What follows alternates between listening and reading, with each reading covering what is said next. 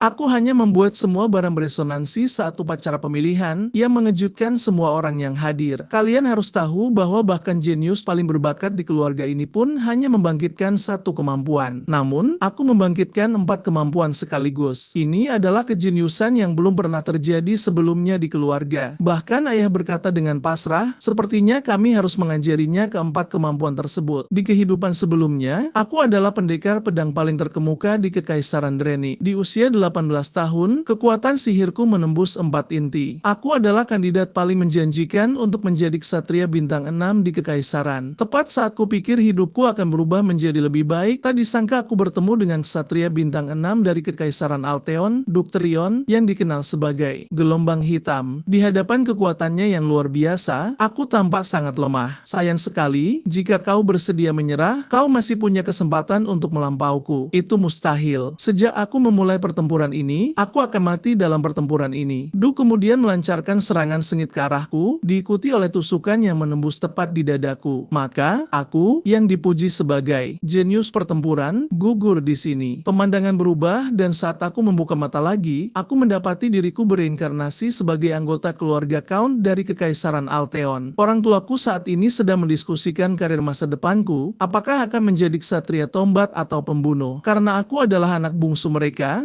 berharap aku bisa mewarisi posisi mereka. Setelah beberapa saat, kami akhirnya kembali pulang ke rumah. Melihat pemandangan yang begitu harmonis, betapa indahnya keluarga ini. Mungkin aku bisa memanfaatkan bakatku sepenuhnya. 2 bulan kemudian, ayah dengan semangat datang mencariku dengan membawa tombak. Aku hanya bisa merasa pasrah tentang hal ini. Meskipun ayah biasanya terlihat santai, dia adalah ksatria tombak nomor 1 di Kekaisaran. Aken Graze, pahlawan perang yang dikenal sebagai Blue Gale. Ibuku adalah pembunuh nomor 1 di Kekaisaran. Lily Grace. Reputasinya membuat banyak orang ketakutan. Setelah hampir 2 bulan membiasakan diri dengan keluarga ini, aku menemukan alasan mengapa orang tuaku begitu terobsesi dengan karir masa depanku. Karena kedua kakak perempuanku memilih jalan yang sama sekali tidak ada hubungannya dengan seni tombak dan pembunuhan. Pemandangan berubah dan aku melihat kakakku mendemonstrasikan sihir kepadaku. Arabelle Grace lahir dengan kekuatan sihir, sehingga dia menempuh jalan penyihir sejak kecil. Tahap tertinggi bagi penyihir adalah level 9, dan di usia 12 tahun, dia sudah menjadi penyihir level 3. Benar-benar jenius di antara para jenius. Gne, belajarlah sihir bersamaku di masa depan, kata kakakku sambil mencubit pipiku. Pada saat itu, kakak keduaku, Clara Grace, bergumam,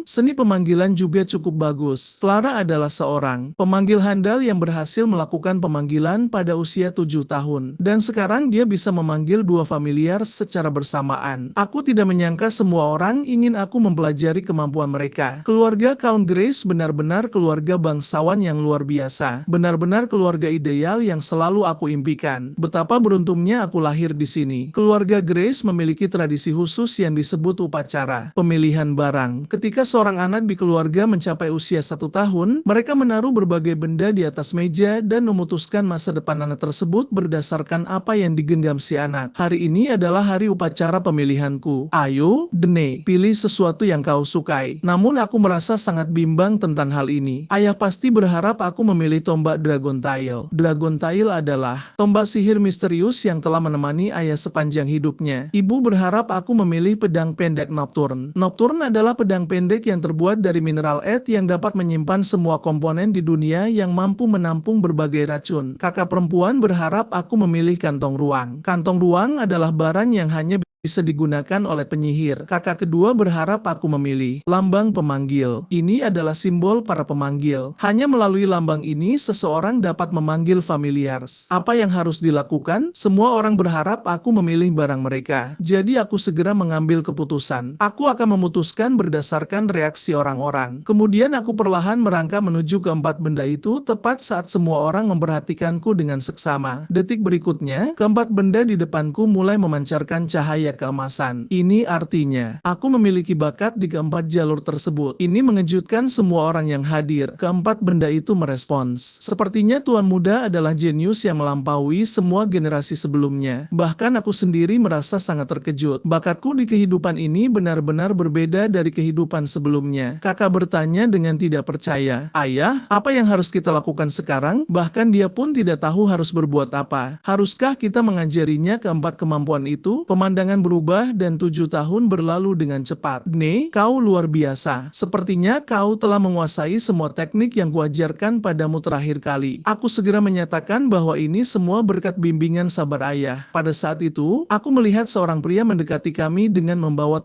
tombak hitam. Awalnya aku berencana memberikan ini padamu di perjamuan ulang tahunmu, tapi aku ingin memberikannya padamu sebelum ibumu. Jadi aku membawanya ke sini. Ini adalah senjata yang kupesan secara khusus kepada pengrajin ibu kota selama 2 tahun. Terimalah, Dne. Aku mengucapkan selamat ulang tahun ke-7 padamu lebih awal. Aku segera menyatakan rasa terima kasihku kepada ayah. Lalu ayah perlahan berkata kepadaku, tahukah kau perbedaan antara tombak dan pedang? Tombak lebih panjang, membuatnya lebih mudah untuk menahan lawan agar tidak mendekat dan lebih efisien di ruang sempit untuk menyerang. Tetapi jika melebihi standar, tombak menjadi lebih sulit digunakan daripada pedang. Inilah kelemahan tombak. Kau butuh setidaknya jarak tertentu untuk menyerang musuh. Tapi kau tidak perlu khawatir. Lagi pula, setiap senjata memiliki kelebihan dan kekurangannya masing-masing. Bahkan pedang, yang disebut sebagai yang terkuat di antara senjata, bisa menjadi lemah dalam situasi khusus. Tentu saja, aku mengingat ajaran ayah. Kalau begitu perhatikan baik-baik. Aku akan mendemonstrasikan sebuah teknik untukmu. Dengan itu, ayah tiba-tiba menyalurkan kekuatan sihirnya. Hanya dari kekuatan sihir yang dipancarkannya saja sudah bisa membuat orang merasakan tekanan yang sangat kuat. Saat dia memfokuskan pikirannya, detik berikutnya dia tiba-tiba menusukkan tombaknya. Dalam sekejap, seluruh ruangan seakan hancur. Ini karena saat menusukkan tombak, dia melepaskan kekuatan sihir di dalam tubuhnya, mengumpulkan kekuatan sihir tersebut dan menggunakan teknik karakteristik inti. Aku menyatakan bahwa aku pernah mendengar sedikit tentang hal ini. Lagi pula, kakak-kakakku pernah menyebutkannya sebelumnya. Seiring meningkatnya inti, manusia dapat mengerahkan kemampuan melampaui batas fisik mereka. Tepat sekali. Sepertinya kau telah mempelajari pengetahuan ini dengan baik. Kau harus tahu inti sihir ayahmu telah mencapai level 6. Mendengar ini, aku langsung merasa sangat terkejut. Jika aku tidak mati di kehidupan sebelumnya, aku seharusnya bisa mencapai level ini juga. Ayah perlahan berkata kepadaku, sekarang kau coba juga. Gunakan tombak hitammu itu. Tenangkan pikiranmu dan fokuskan niatmu pada tombak ini. Aku segera mengambil posisi menusuk tombak. Butuh waktu 7 tahun bagiku untuk mempelajari teknik ini dulu. Aku ingin tahu sejauh mana bakat Dne bisa membawanya. Pada saat itu, ayah langsung menunjukkan ekspresi yang sangat terkejut karena aku mereproduksi teknik ayah dengan akurat. Bahkan dia merasa sangat bingung. Dne, bagaimana kau melakukannya? Kau benar-benar luar biasa. Aku hanya memusatkan kekuatan sihirku di ujung tombak saat aku menusukkannya. Ketika kekuatan sihir mencapai ujung tombak, alirannya terhenti. Apakah kau sudah membentuk inti sihir? Tentu saja, aku mengonfirmasi hal ini. Aku membentuk inti sihir mengikuti metode yang dijelaskan dalam buku. Ayah langsung merasa sangat terkejut. Keluarga kita benar-benar melahirkan seorang jenius. Kau pasti akan menjadi pejuang yang hebat di masa depan. Jika tidak ada yang salah, aku seharusnya menjadi penyihir pemanggil pembunuh tombak sihir. Pemandangan beralih ke ulang tahun ke-7ku hari ini. Aku tidak menyangka seorang duk dari Kekaisaran Alion juga akan datang ke sini. Sudah lama tidak bertemu.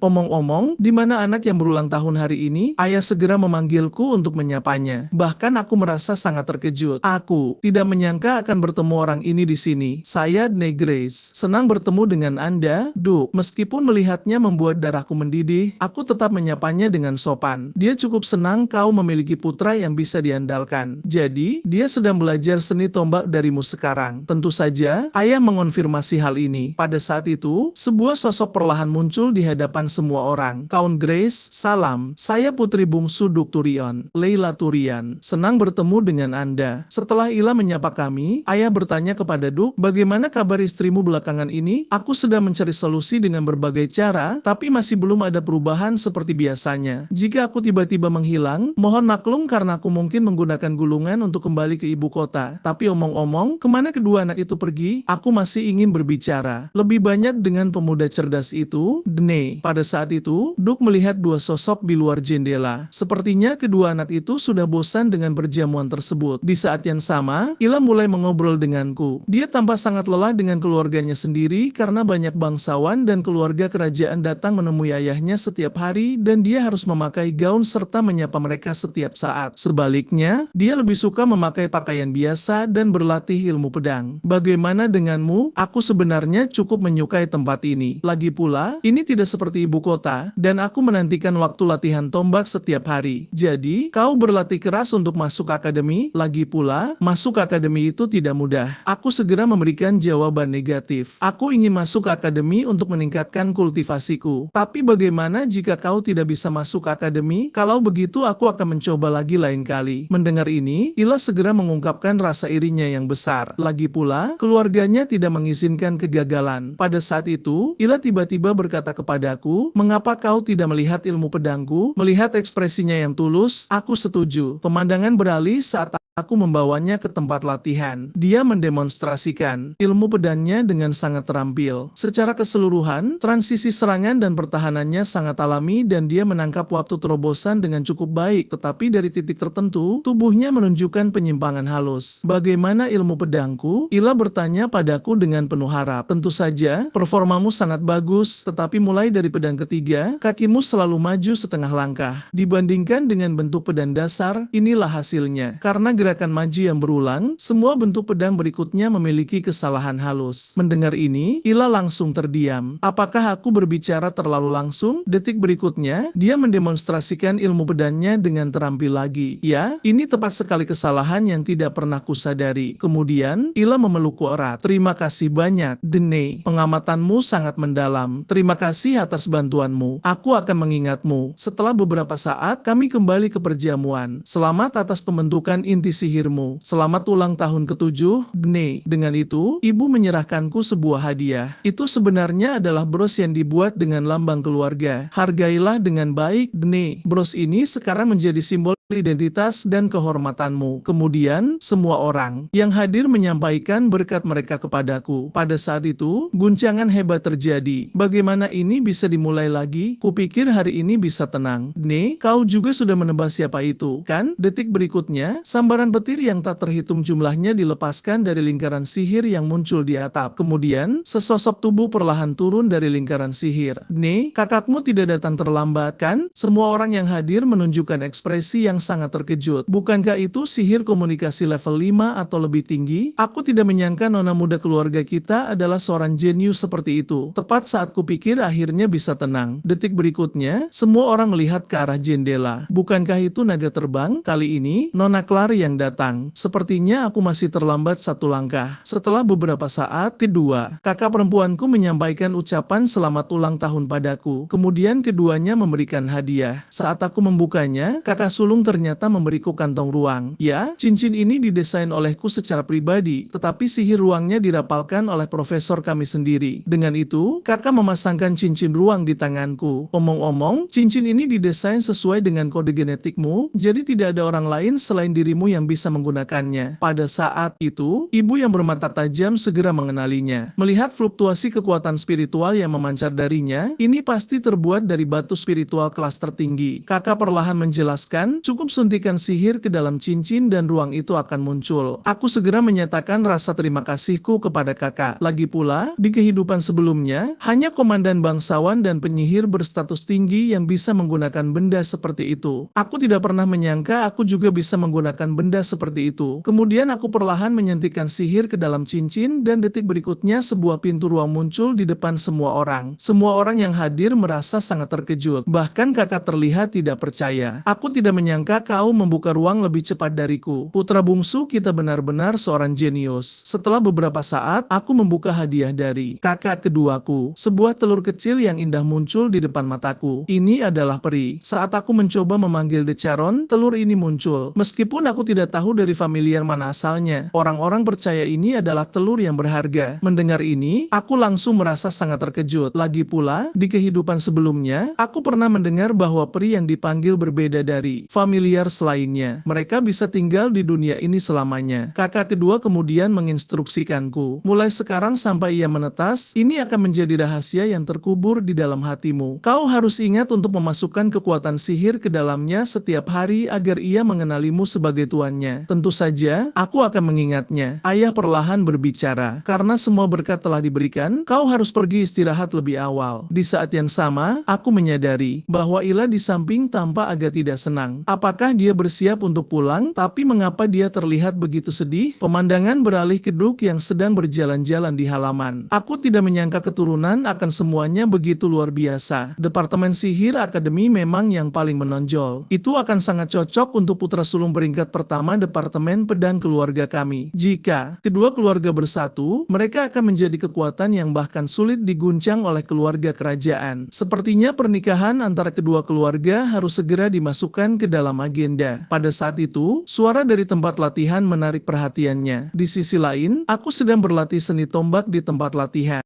Setiap gerakan terkoordinasi dengan mulus. Dengan setiap tusukan, aku bisa mengenai titik vital dengan akurat. Duke yang diam-diam memperhatikan merasa sangat terkejut. Gerakan dan konsentrasi ini sama sekali tidak terlihat seperti milik anak berusia 7 tahun. Dari keahliannya, dia terlihat seperti prajurit yang telah mengalami pertempuran yang tak terhitung jumlahnya. Meskipun bakatnya terlihat saat dia berusia 1 tahun, mengapa postur dan langkahnya terlihat seperti seorang pendekar pedang? Mungkinkah dia sudah mempelajari ilmu pedang di usia ini juga? Pada saat itu, aku perlahan berbicara. Daripada mengendap-endap dan mengamati, akan lebih bermartabat jika keluar dan menonton secara terbuka. Mendengar ini, Duke hanya bisa masuk ke ruang latihan dengan pasrah. Maaf, Dene, aku tidak bermaksud memata-matai latihanmu. Jadi, itu Anda, Duke. Aku cukup terkejut, Terion. Aku masih tidak bisa melupakan suaramu. Setelah Duke meminta maaf padaku, dia merasa sangat penasaran. Dia jelas telah berlatih tadi, namun tubuhnya tidak gemetar sama sekali. Mungkinkah dia telah menciptakan inti sihir di usia ini? Dia perlahan berkata, permainan tombakmu luar biasa. Kau mewarisi bakat tahan dengan baik. Aku segera menyatakan rasa terima kasihku kepada Duke. Sangat bagus. Jawaban yang bagus. Meskipun putraku sudah sehebat ini sejak kecil, dia belum mencapai level ini. Haruskah aku juga mempertimbangkan pernikahannya? Putriku, Ila, berlatih ilmu pedang, dan kau seumuran. Kuharap kalian bisa menjadi teman baik setelah masuk sekolah. Tentu saja, aku segera setuju. Tepat saat Duke hendak pergi, dia tiba-tiba menyampaikan keraguannya. Dene, apakah kau pernah berlatih ilmu pedang? Mendengar ini, hatiku bergetar. Sepertinya aku, tanpa sadar mengungkapkan kebiasaanku. Dia memang melihat menembusku. Aku kemudian menjawab, meskipun aku pernah membaca buku tentang ilmu pedang, aku belum pernah mempraktikannya. Aneh sekali, dia jelas memiliki aura veteran ilmu pedang dalam dirinya. Namun berpikir lagi, itu tidak benar. Bagaimana mungkin orang seusianya memiliki pengalaman bertempur? Dia kemudian memutuskan untuk berbalik dan pergi. Dan sebelum pergi, dia perlahan berkata kepadaku, DNA, jika kau butuh sesuatu, kau bisa mencariku di ibu kota. Aku akan menyambutmu dengan hangat. Aku sangat tertarik padamu. Tertarik? Apakah dia masih ingat aku mengalahkan seseorang yang pernah mengalahkanku? Memikirkannya saja membuat jantungku berdebar kencang. Buat aku bersemangat. Di kehidupan ini, aku pasti akan mengalahkanmu. Pemandangan beralih saat Herman mengingatkanku sudah waktunya untuk kembali. Dan aku merasa agak terkejut karena orang ini selalu muncul secara diam-diam. Mungkin dia lebih cocok untuk mengajariku pembunuhan. Aku bertanya kepadanya bagaimana kabar semua orang. Dia menjawab, ya, semua orang sibuk mempersiapkan perjamuan kedua malam ini dan tidak punya tenaga. Bangsawan lain telah tiba secara bertahap dan tidak mudah bagi lebih dari 30 keluarga bangsawan untuk meluangkan waktu datang. Aku penasaran kemana kakak-kakakku pergi. Herman menjawab bahwa mereka telah membuka gerbang ruang waktu kembali ke akademi karena akademi sedang mengadakan ujian tengah semester. Mereka tidak punya pilihan lain. Begitu rupanya. Sepertinya aku perlu mencari waktu untuk membalas hadiah kepada kakak-kakakku. Setelah resepsi perjamuan yang panjang, aku akhirnya menemukan waktu untuk datang ke halaman. Lagi pula, beristirahat di halaman adalah suatu bentuk kenyamanan. Pada saat itu, aku tiba-tiba teringat apa yang pernah dikatakan kakak sulung. Bunga adalah hal yang paling ajaib di alam semesta. Haruskah aku menganalisis kekuatan sihir di dalam bunga? Meskipun aku terus berlatih, aku belum membuat banyak kemajuan dalam pemanggilan dan sihir. Sekarang aku bahkan tidak tahu aspek mana yang harus aku fokuskan. Sepertinya memiliki terlalu banyak bakat juga merupakan suatu masalah. Pada saat itu, aliran kekuatan sihir menyapu, tepat melewati tanganku. bajuku. Aku merasa sangat terkejut, bunga kecil ini ternyata memiliki kekuatan sihir yang sangat besar. Jika kekuatan sihir alami ini bisa menjadi kekuatan sihirku sendiri, pada akhirnya itu bisa menetap di dalam tubuh dan membentuk lingkaran sihir. Harus kuakui afinitas tubuh ini terhadap kekuatan sihir benar-benar terlalu tinggi. Detik berikutnya, kekuatan sihir yang telah terkondensasi bersama seketika hancur. Di saat yang sama, dua bangsawan muda tersesat di halaman. Mereka menginjak-injak bunga untuk melampiaskan ketidakpuasan mereka. Ketika mereka melihatku, mereka mengira aku adalah pelayan di sini dan memintaku untuk menunjukkan jalan kepada mereka. Aku segera menolak mereka. Ada jalan yang sangat bagus di sana. Mengapa kalian harus menginjak-injak bunga-bunga ini? Detik berikutnya, salah satu bangsawan mencengkeram kerah bajuku. Seorang pelayan rendahan berani bersikap kasar. Kami adalah putra dari keluarga Kaun Tain. Sebuah sosok tiba-tiba muncul di pikiranku. Dalam ingatanku, Tain pernah menangkapku. Dia adalah bangsawan yang jahat dan picik. Aku tidak menyangka ini adalah putra-putranya. Tanpa ragu, aku segera menggunakan sundulan untuk memukulnya dengan keras, membuatnya terpental puluhan meter. Sialan, orang ini berani menyerangku. Aku harus membunuhnya. Dia, tapi aku hanya tersenyum tenang. Coba saja jika kau bisa. Detik berikutnya, dia melancarkan serangan terhadapku, tapi aku dengan mudah menghindarinya. Dari langkahnya, aku bisa tahu dia melatih pemanggilan atau sihir. Aliran kekuatan sihir yang kulihat tadi. Jika aku bisa mengendalikan alirannya sesuai pikiranku, maka aku seharusnya bisa menekannya ke dalam bentuk yang kuinginkan. Tanpa ragu, aku segera mengumpulkan kekuatan sihir di telapak tanganku dan menyerang. Seketika membuat bangsawan itu terpental puluhan meter. Ini membuatnya tidak bisa bergerak. Tepat saat kukira ini sudah berakhir, dia tiba-tiba meledakkan semua kekuatan sihirnya. Detik berikutnya, seekor serigala abu-abu besar dipanggil dari dimensi lain. Jadi, dia adalah seorang pemanggil. Kendorf cepat gigit leher orang itu. Serigala abu-abu itu kemudian melancarkan serangan terhadapku, tapi aku hanya menatapnya. Serigala abu-abu kemerahan itu seketika berubah menjadi biru. Keduanya terkejut dengan apa yang mereka lihat di depan mereka. Serigala itu sepertinya sedang mengibas-ngibaskan ekornya. Apa yang terjadi? Bahkan aku sendiri tidak jelas apa yang terjadi. Tidak heran familiar kakak kedua semuanya dekat denganku. Mungkinkah karena afinitas pemanggilanku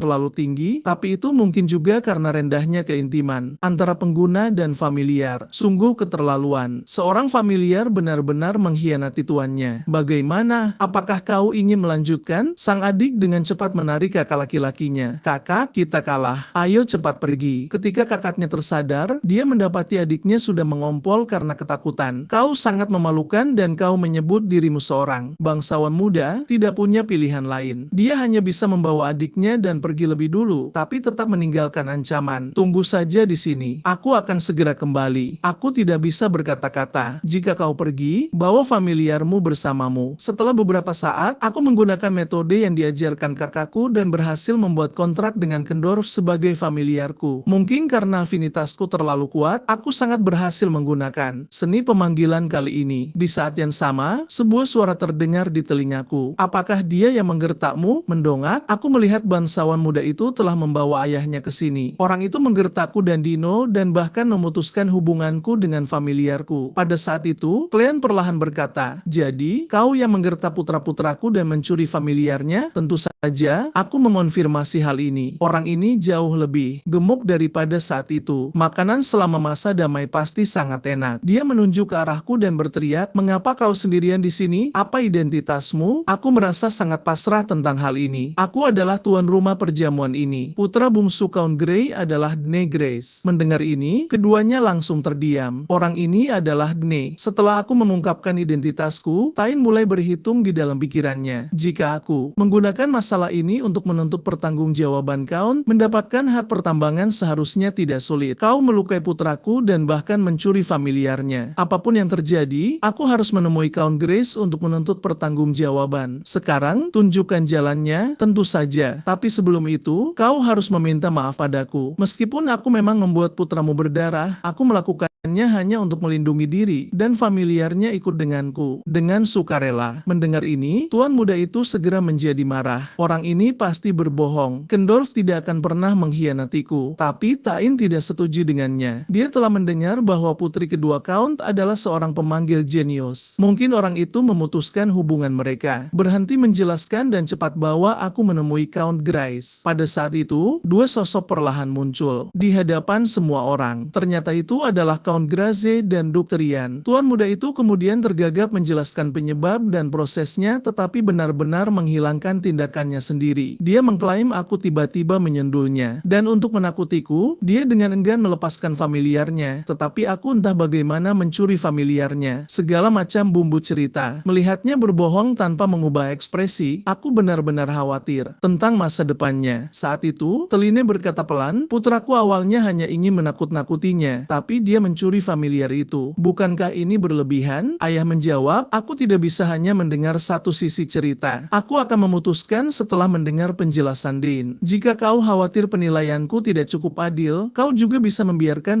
Dr. Ian yang menghakimi. Sialan, kenapa Terian harus ikut terlibat juga? Ini membuat segalanya jadi lebih merepotkan. Dane, ceritakan bagianmu. Meskipun situasi umumnya serupa, ada beberapa bagian yang berbeda dari apa yang dia katakan. Dia menginjak bunga-bunga di taman, jadi aku memintanya keluar dari sana. Tapi tak disangka, dia menarik kerah bajuku dan marah padaku. Dan aku sendiri mendengarnya menyuruh Kendorf menggigitku sampai mati. Juga, aku tidak mencuri familiarnya. Familiarnya menunjukkan niat baik kepadaku lebih dulu. Mendengar ini, Tain langsung berkata, kau bahkan bukan seorang pemanggil. Bagaimana kau bisa membuat familiar tunduk padamu? Ini karena keintiman antara familiar dan tuannya terlalu rendah, sehingga ia aktif memilihku, seseorang dengan afinitas tinggi alami. Sang Duk berbicara perlahan, karena kedua belah pihak bersikeras pada versi mereka. Cara terbaik sekarang adalah membuktikan dirimu melalui pemanggilan. Pada saat itu, Diglin tidak bisa memanggil Kendorf tidak peduli apapun yang dilakukannya. Ini tidak bisa dihindari karena aku telah memutuskan hubungan mereka. Lalu giliranku untuk memanggil, tapi aku butuh lambang orang itu. Diga merasa itu tidak masuk akal. Bagaimana mungkin orang lain menggunakan lambang pribadi seorang pemanggil? Menurut apa yang kau katakan, bahkan jika kau meminjamkannya kepadanya, dia tidak akan bisa memanggil dengan sukses. Bukankah hasil ini akan lebih menguntungkan bagimu? Mendengar ini, Tain juga merasa ucapan ayah masuk akal. Jadi, dia menyuruh Digun mengeluarkan lambangnya. Dalam keadaan normal, orang lain tidak bisa menggunakan lambang pribadi pemanggil. Tapi sekarang, Kendor sudah memiliki kekuatan sihirku, dan lambang itu hanyalah medium pemanggilan. Jadi, Kendorf akan pasti menanggapi pemanggilanku. Detik berikutnya, Kendorf berhasil kupanggil. Semua yang hadir terpana. Bahkan Sang Duk merasa sulit untuk percaya. Bocah ini tidak berlatih seni tombak. Apa yang ingin kau katakan sekarang? Bahkan jika masalah familiar terbukti benar, putraku hanya mencoba menakut-nakutinya, bukan benar-benar menyerang. Pada saat itu, sebuah suara menarik perhatian semua orang. Orang itu berbohong. Pendatang baru itu adalah Ila. Sebenarnya, aku tidak sengaja mendengar percakapan mereka saat sedang berjalan. Ila kemudian menceritakan segalanya kepada ayah. Setelah beberapa saat, Diglin dengan sangat enggan meminta maaf kepadaku, dan aku menerima permintaan maafnya tanpa ragu. Lagi pula, dari sudut pandang saat ini, menunjukkan toleransi akan lebih menguntungkan bagiku. Karena Dane telah menerima permintaan maaf itu, masalah ini selesai. Tapi karena kau berniat menggunakan familiar untuk mencelakai putraku, tolong bawa bawahanmu dan tinggalkan wilayahku sekarang juga. Jika tidak, aku akan menyuruh prajurit mengawalmu keluar. Dengan itu, ayah berbalik dan pergi bersamaku, sementara Sang Duk juga pergi bersama Ila. Ini sepertinya akhir yang baik. Mereka juga menuai apa yang mereka tanam. Adegan beralih saat Sang Duk bertanya dengan penuh rasa ingin tahu, apakah kau benar-benar menggunakan peluru sihir? Tentu saja, aku mengonfirmasi hal ini. Seni tombak, seni pemanggilan, ditambah sihir. Selain dia, adakah orang lain dalam sejarah dengan bakat sekuat itu? Kau tidak perlu khawatir tentang masa depan anak itu sekarang, kan? Jauh dari itu. Kita harus menunggu sampai anak itu tumbuh besar untuk mengetahui insiden ini diselesaikan dengan lancar berkat Nona Ila. Karena kedua ayah memiliki kesan yang baik terhadap anak satu sama lain, mengapa kita tidak mendiskusikan pernikahan anak-anak kita sekalian? Mendengar ini, ayah langsung ketakutan dan mencari alasan untuk melarikan diri dari sana. Sementara Sang Duk, setelah menginstruksikan Ila dan aku untuk berjalan perlahan, mengejarnya. Sesaat kemudian, kami berjalan perlahan menuju perjamuan dan Ila sangat penasaran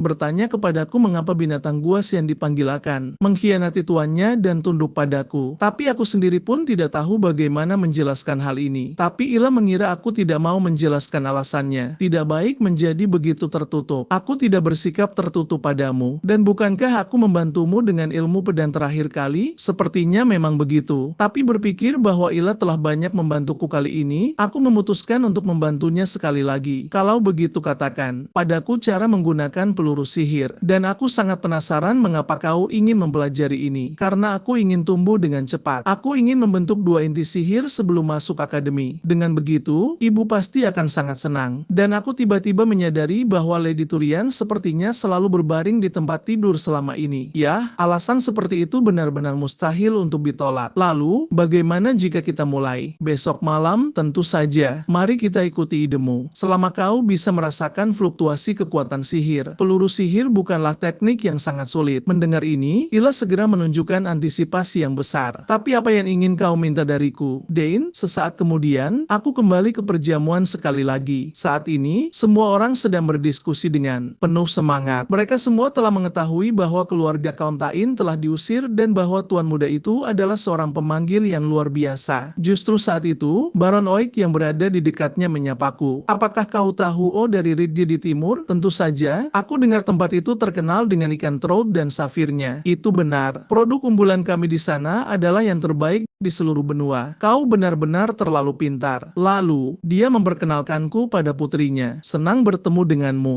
Aku Sevia Oite. Kemudian dia berbisik padaku, kau akan mewarisi keluarga Gerari di masa depan, kan? Aku dengar kau punya banyak bakat, jadi aku akan mengandalkanmu di masa depan karena kita mungkin akan menjadi keluarga. Saat itu, Leila tiba-tiba muncul di hadapan kami. Tapi sebelum aku sempat menjelaskan, Sevia terburu-buru memperkenalkan dirinya. Aku adalah putri sulung dari Baron Oik, Sevia Oite. Oh, benarkah? Senang bertemu denganmu. Aura membunuh yang akrab ini tampaknya persis seperti kedua kakak perempuanku. Kemudian Ila mencari alasan untuk membawaku pergi dari sana. Adegan berubah dan aku membawa Ila ke ruang rahasia yang hanya aku yang tahu. Di sini, aku tidak perlu khawatir orang lain menggangguku. Ini benar-benar tempat yang bagus. Benar-benar tidak ada orang lain yang tahu tentang tempat ini. Itu benar. Ini adalah tempat yang cocok untuk berkultivasi. Tapi omong-omong, pernahkah kau merasakan kekuatan sihir? Aku pernah merasakannya, hanya saja belum mencapai tahap pembentukan inti sihir. Kalau begitu, mari kita mulai dengan hal-hal sederhana. Pertama, kau perlu merasakan dan menerima kekuatan sihir di dalam tubuhmu. Pejamkan matamu dan bayangkan kekuatan sihir berputar di dalam tubuhmu. Kemudian Ila melakukan apa yang kukatakan, tetapi hasilnya tidak ideal. Jadi, aku hanya bisa memintanya berkonsentrasi dan mencoba sekali lagi. Di saat yang sama, ayah diam-diam memperhatikan semua ini dari samping. Aku benar-benar tidak menyangka putraku sekarang bisa mengajar orang lain. Pada saat ini, Sang Duk tiba-tiba muncul di belakangnya, dan dia langsung tersentak hingga berkeringat dingin. Haha, kenapa kau begitu takut? Tapi, istrimu adalah pembunuh bayaran top kekaisaran. Tidakkah kau belajar sesuatu darinya? Omong-omong, bahkan sebagai penguasa kota, kau tidak bisa hanya bersembunyi dan diam-diam memperhatikan orang lain seperti ini. Ayah tidak banyak menjelaskan tentang hal ini. Bagaimanapun, dia tahu betul bahwa tujuan Sang Duk datang ke sini sama dengan tujuannya. Kemudian keduanya bersembunyi di samping dan diam-diam mengamati kami. Saat ini, aku mengangkat tanganku dan membuka kantong ruang. Ini adalah hadiah yang diberikan kakak sulungku. Dan Ila sangat iri karena kakak-kakaknya tidak pernah peduli padanya sejak pergi ke Akademi Sihir. Detik berikutnya, aku mengeluarkan cermin dari kantong ruang. Daripada membayangkan dari ketiadaan, lebih mudah untuk membayangkan sambil melihat citra dirimu sendiri di cermin. Mendengar ini, Ila segera mulai mencoba. Di saat yang sama, Sang Duk di samping kami berkata pelan, Lila sepertinya cukup menyukai putramu. Lagi pula, tidak banyak hal yang bisa menarik perhatiannya. Anak itu hanya terlihat ceria di permukaan, tapi hatinya tidak seperti itu sejak kakak-kakaknya pergi ke akademi dan ibunya juga jatuh sakit di tempat tidur. Sejak itu, dia sepertinya kesulitan membuka hatinya kepada orang lain. Jika itu masalahnya, lalu mengapa kau masih bersikap dingin padanya? Aku sebenarnya melakukan ini dengan sengaja. Sebelumnya, aku terlalu memanjakan putra-putraku, yang menyebabkan mereka menjadi manja. Aku takut putriku akan menjadi seperti itu juga. Tapi omong-omong, apakah kau berencana membiarkan putramu pergi ke ibu kota? Jika dia pergi, bagaimana Bagaimana kalau datang ke kediaman Duk? Baru saja, Ila berhasil menyelesaikan kendali kekuatan sihirnya. Dan ayah juga memberikan jawabannya saat ini. Jika Dane ingin pergi, aku akan menghormati pendapatnya. Di saat yang sama, ibu berdiri di samping, diam-diam memperhatikan segalanya. Pantas saja aku tidak bisa menemukan mereka dimanapun. Apa yang sebenarnya mereka lakukan di sini, tapi hubungan anak-anak itu tampaknya sangat harmonis.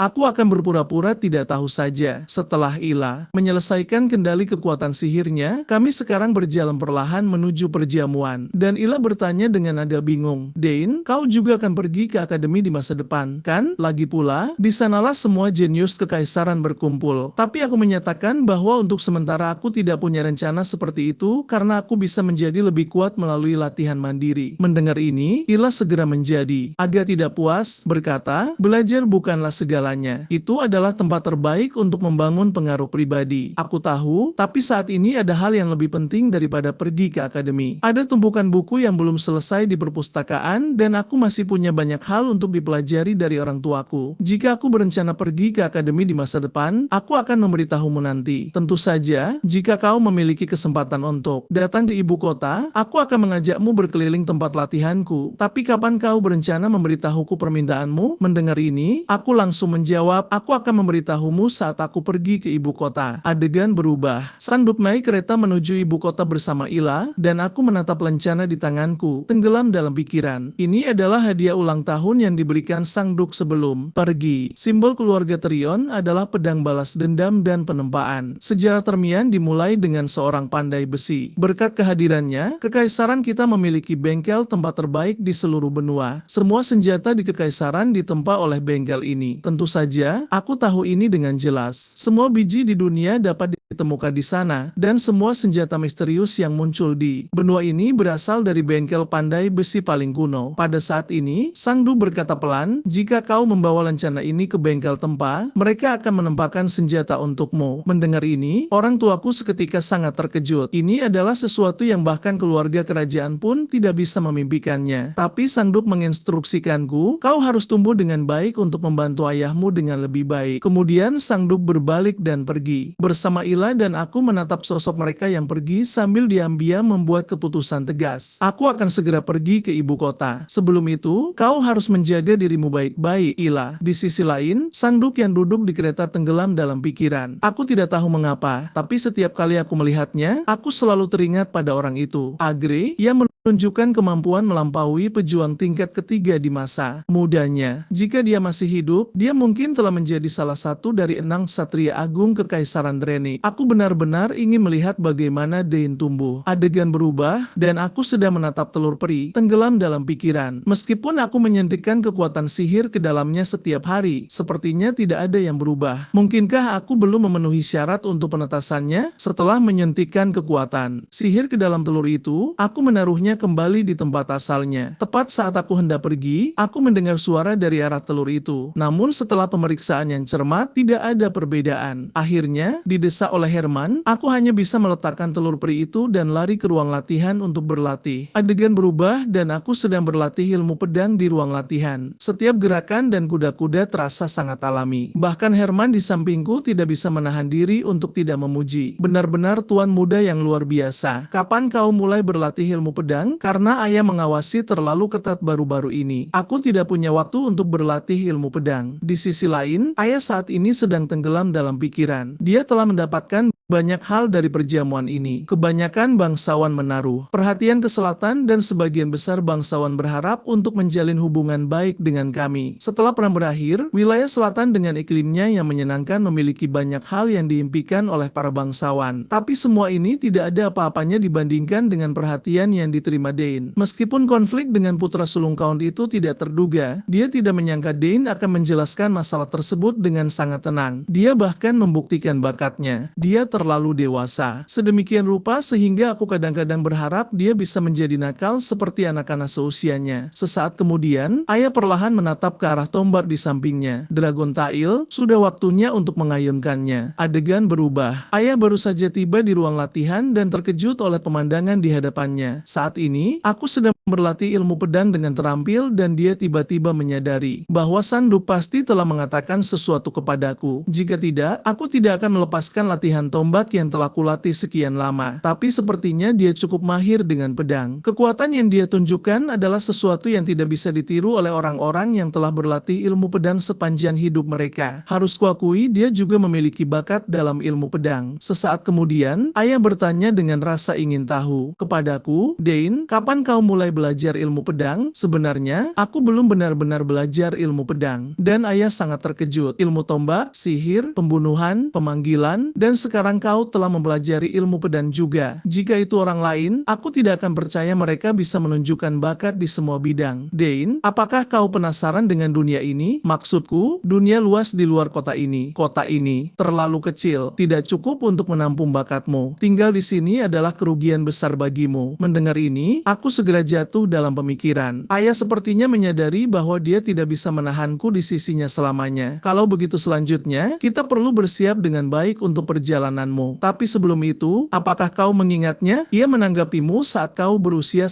1 tahun. Ini sebenarnya adalah Dragon Tail. Detik berikutnya, ayah menyerahkan Dragon Tail di tangannya kepadaku, dan aku sangat terkejut tidak menyangka tombak itu mengandung kekuatan yang begitu besar. Pada saat ini, ayah diam-diam membuat keputusan tegas. Aku harus melatih ilmu tombaknya hingga sempurna. Setidaknya sebelum kau pergi, kau bisa mempelajari salah satu keahlianku. Jadi kau harus bersiap secara mental. Dane, suatu hari tombak ini akan menjadi milikmu. Sebelum itu, menetaplah dan berlatihlah. Baiklah, tentu saja, aku akan mengingat ajaran ayah. Adegan berubah, dan aku sedang berbaring di tempat tidur, tenggelam dalam pikiran. Sebenarnya, aku selalu sangat penasaran dengan dunia luar. Di kehidupan sebelumnya, aku selalu hidup dalam pertempuran. Satu-satunya cara untuk melarikan diri dari pertempuran adalah kemenangan atau kematian. Sulit membayangkan seperti apa kehidupan selain bertarung. Tapi sekarang, sebagai Dane, aku berbeda. Meskipun aku tidak tahu bagaimana dunia akan menerimaku, aku akan memiliki kesempatan untuk berkeliling dunia dan mencapai apapun. Aku dulu hanya ingin tinggal di dalam keluarga dan menikmati kehangatan, tetapi ayah mengubah pikiranku. Maka diputuskanlah aku ingin pergi keluar dan melihat dunia luar. Saat itu, kemunculan ibu menyela pikiranku. Ayahmu bilang kau akan terkoyak oleh konflik batin, dan sepertinya dia tidak salah. Jadi, apakah kau penasaran dengan dunia luar? Aku mengiyakan hal ini. Lagi pula, ayah bilang tinggal di sini hanya akan menyia-nyiakan bakatku. Maafkan aku, Ibu. Aku ingin pergi keluar dan melihat dunia luar. Tentu saja, aku sangat mengerti pikiranmu. Bahkan jika kau tidak menginginkannya, dunia akan tetap memanggilmu. Jadi kau tidak perlu khawatir tentang apapun. Pergilah lakukan apa yang ingin kau lakukan, Dane. Tapi sebelum itu, kau harus mempelajari semua teknik pembunuhanku. Tentu saja, aku tidak bisa menolak permintaan seperti itu. Maka selanjutnya, aku perlu membuat persiapan yang cukup untuk perjamuan perjalananku. Setelah aku memutuskan untuk pergi keluar dan melihat dunia, waktu berlalu dengan cepat hingga 7 tahun kemudian di wilayah Gra County di selatan Kekaisaran Alion. Di sini, iklimnya cocok dan sumber daya melimpah. Dan di bawah kepemimpinan Earl, wilayah ini selalu penuh dengan kedamaian dan kehangatan. Tampaknya era perdamaian akhirnya telah tiba. Di sisi lain, di dalam hutan yang dipenuhi dengan kekuatan sihir kuno, aku saat ini sedang menjalankan misi pelarian yang ditugaskan oleh ibu. Aku baru saja bertemu laba-laba beracun di sini. Jadi selanjutnya aku harus menuju ke barat. Sekarang tersisa kurang dari 3 jam. Aku harus pergi dari sini sebelum matahari terbenam. Hal terpenting dalam pembunuhan adalah menghindari tertangkap oleh musuh. Dan dalam waktu yang ditentukan, aku harus menghindari semua jebakan yang dipasang ibu dan melarikan diri dengan aman dari hutan berbahaya ini. Pada saat ini, aku perlahan menarik napas dalam-dalam lalu membayangkan menyatukan diriku dengan lingkungan sekitar. Detik berikutnya, jebakan-jebakan yang dipasang ibu muncul dengan jelas di depan mataku. Aku bisa melihat bahwa benang yang hampir transparan memenuhi seluruh area. Begitu disentuh, jebakan akan langsung aktif, tetapi ini bukan apa-apa bagiku. Tepat saat aku hendak mulai melucuti jebakan. Pada saat ini, sekelompok Ersel tiba-tiba muncul di depanku. Sial, ini merepotkan sekarang. Awalnya, aku ingin menangani mereka dengan cepat, tetapi mengingat jika aku memicu jebakan, segalanya akan menjadi lebih merepotkan. Jadi, aku segera memutuskan untuk pergi dari sini dulu. Di saat yang sama, kelompok Ersel itu menyerbu langsung ke arah jebakan. Detik berikutnya, paku yang tak terhitung jumlahnya menembus tubuh mereka tepat saat aku merasa bangga akan hal ini. Pada saat ini, seekor Ersel tiba-tiba muncul di hadapanku. Kemudian ia membuka mulutnya yang yang berdarah lebar-lebar. Melihat ini, aku segera menghindar ke samping. Tapi kemudian Erselt itu malah menyemburkan cairan merah dari mulutnya. Jadi aku segera memutar tombakku untuk menangkisnya. Sial, aku tidak bisa membuang waktu di sini. Detik berikutnya, aku tiba-tiba meledakkan semua kekuatan sihirku. Kemudian dengan satu tusukan, aku membunuhnya di tempat. Sesaat kemudian, aku akhirnya melarikan diri dari hutan ini. Tepat saat aku hendak beristirahat sejenak. Pada saat ini, sesosok bayangan tiba-tiba muncul di hadapanku. Ternyata ibu yang datang ke sini. Dane, kau benar-benar luar biasa. Kau menyelesaikan tugas dalam 3 jam 30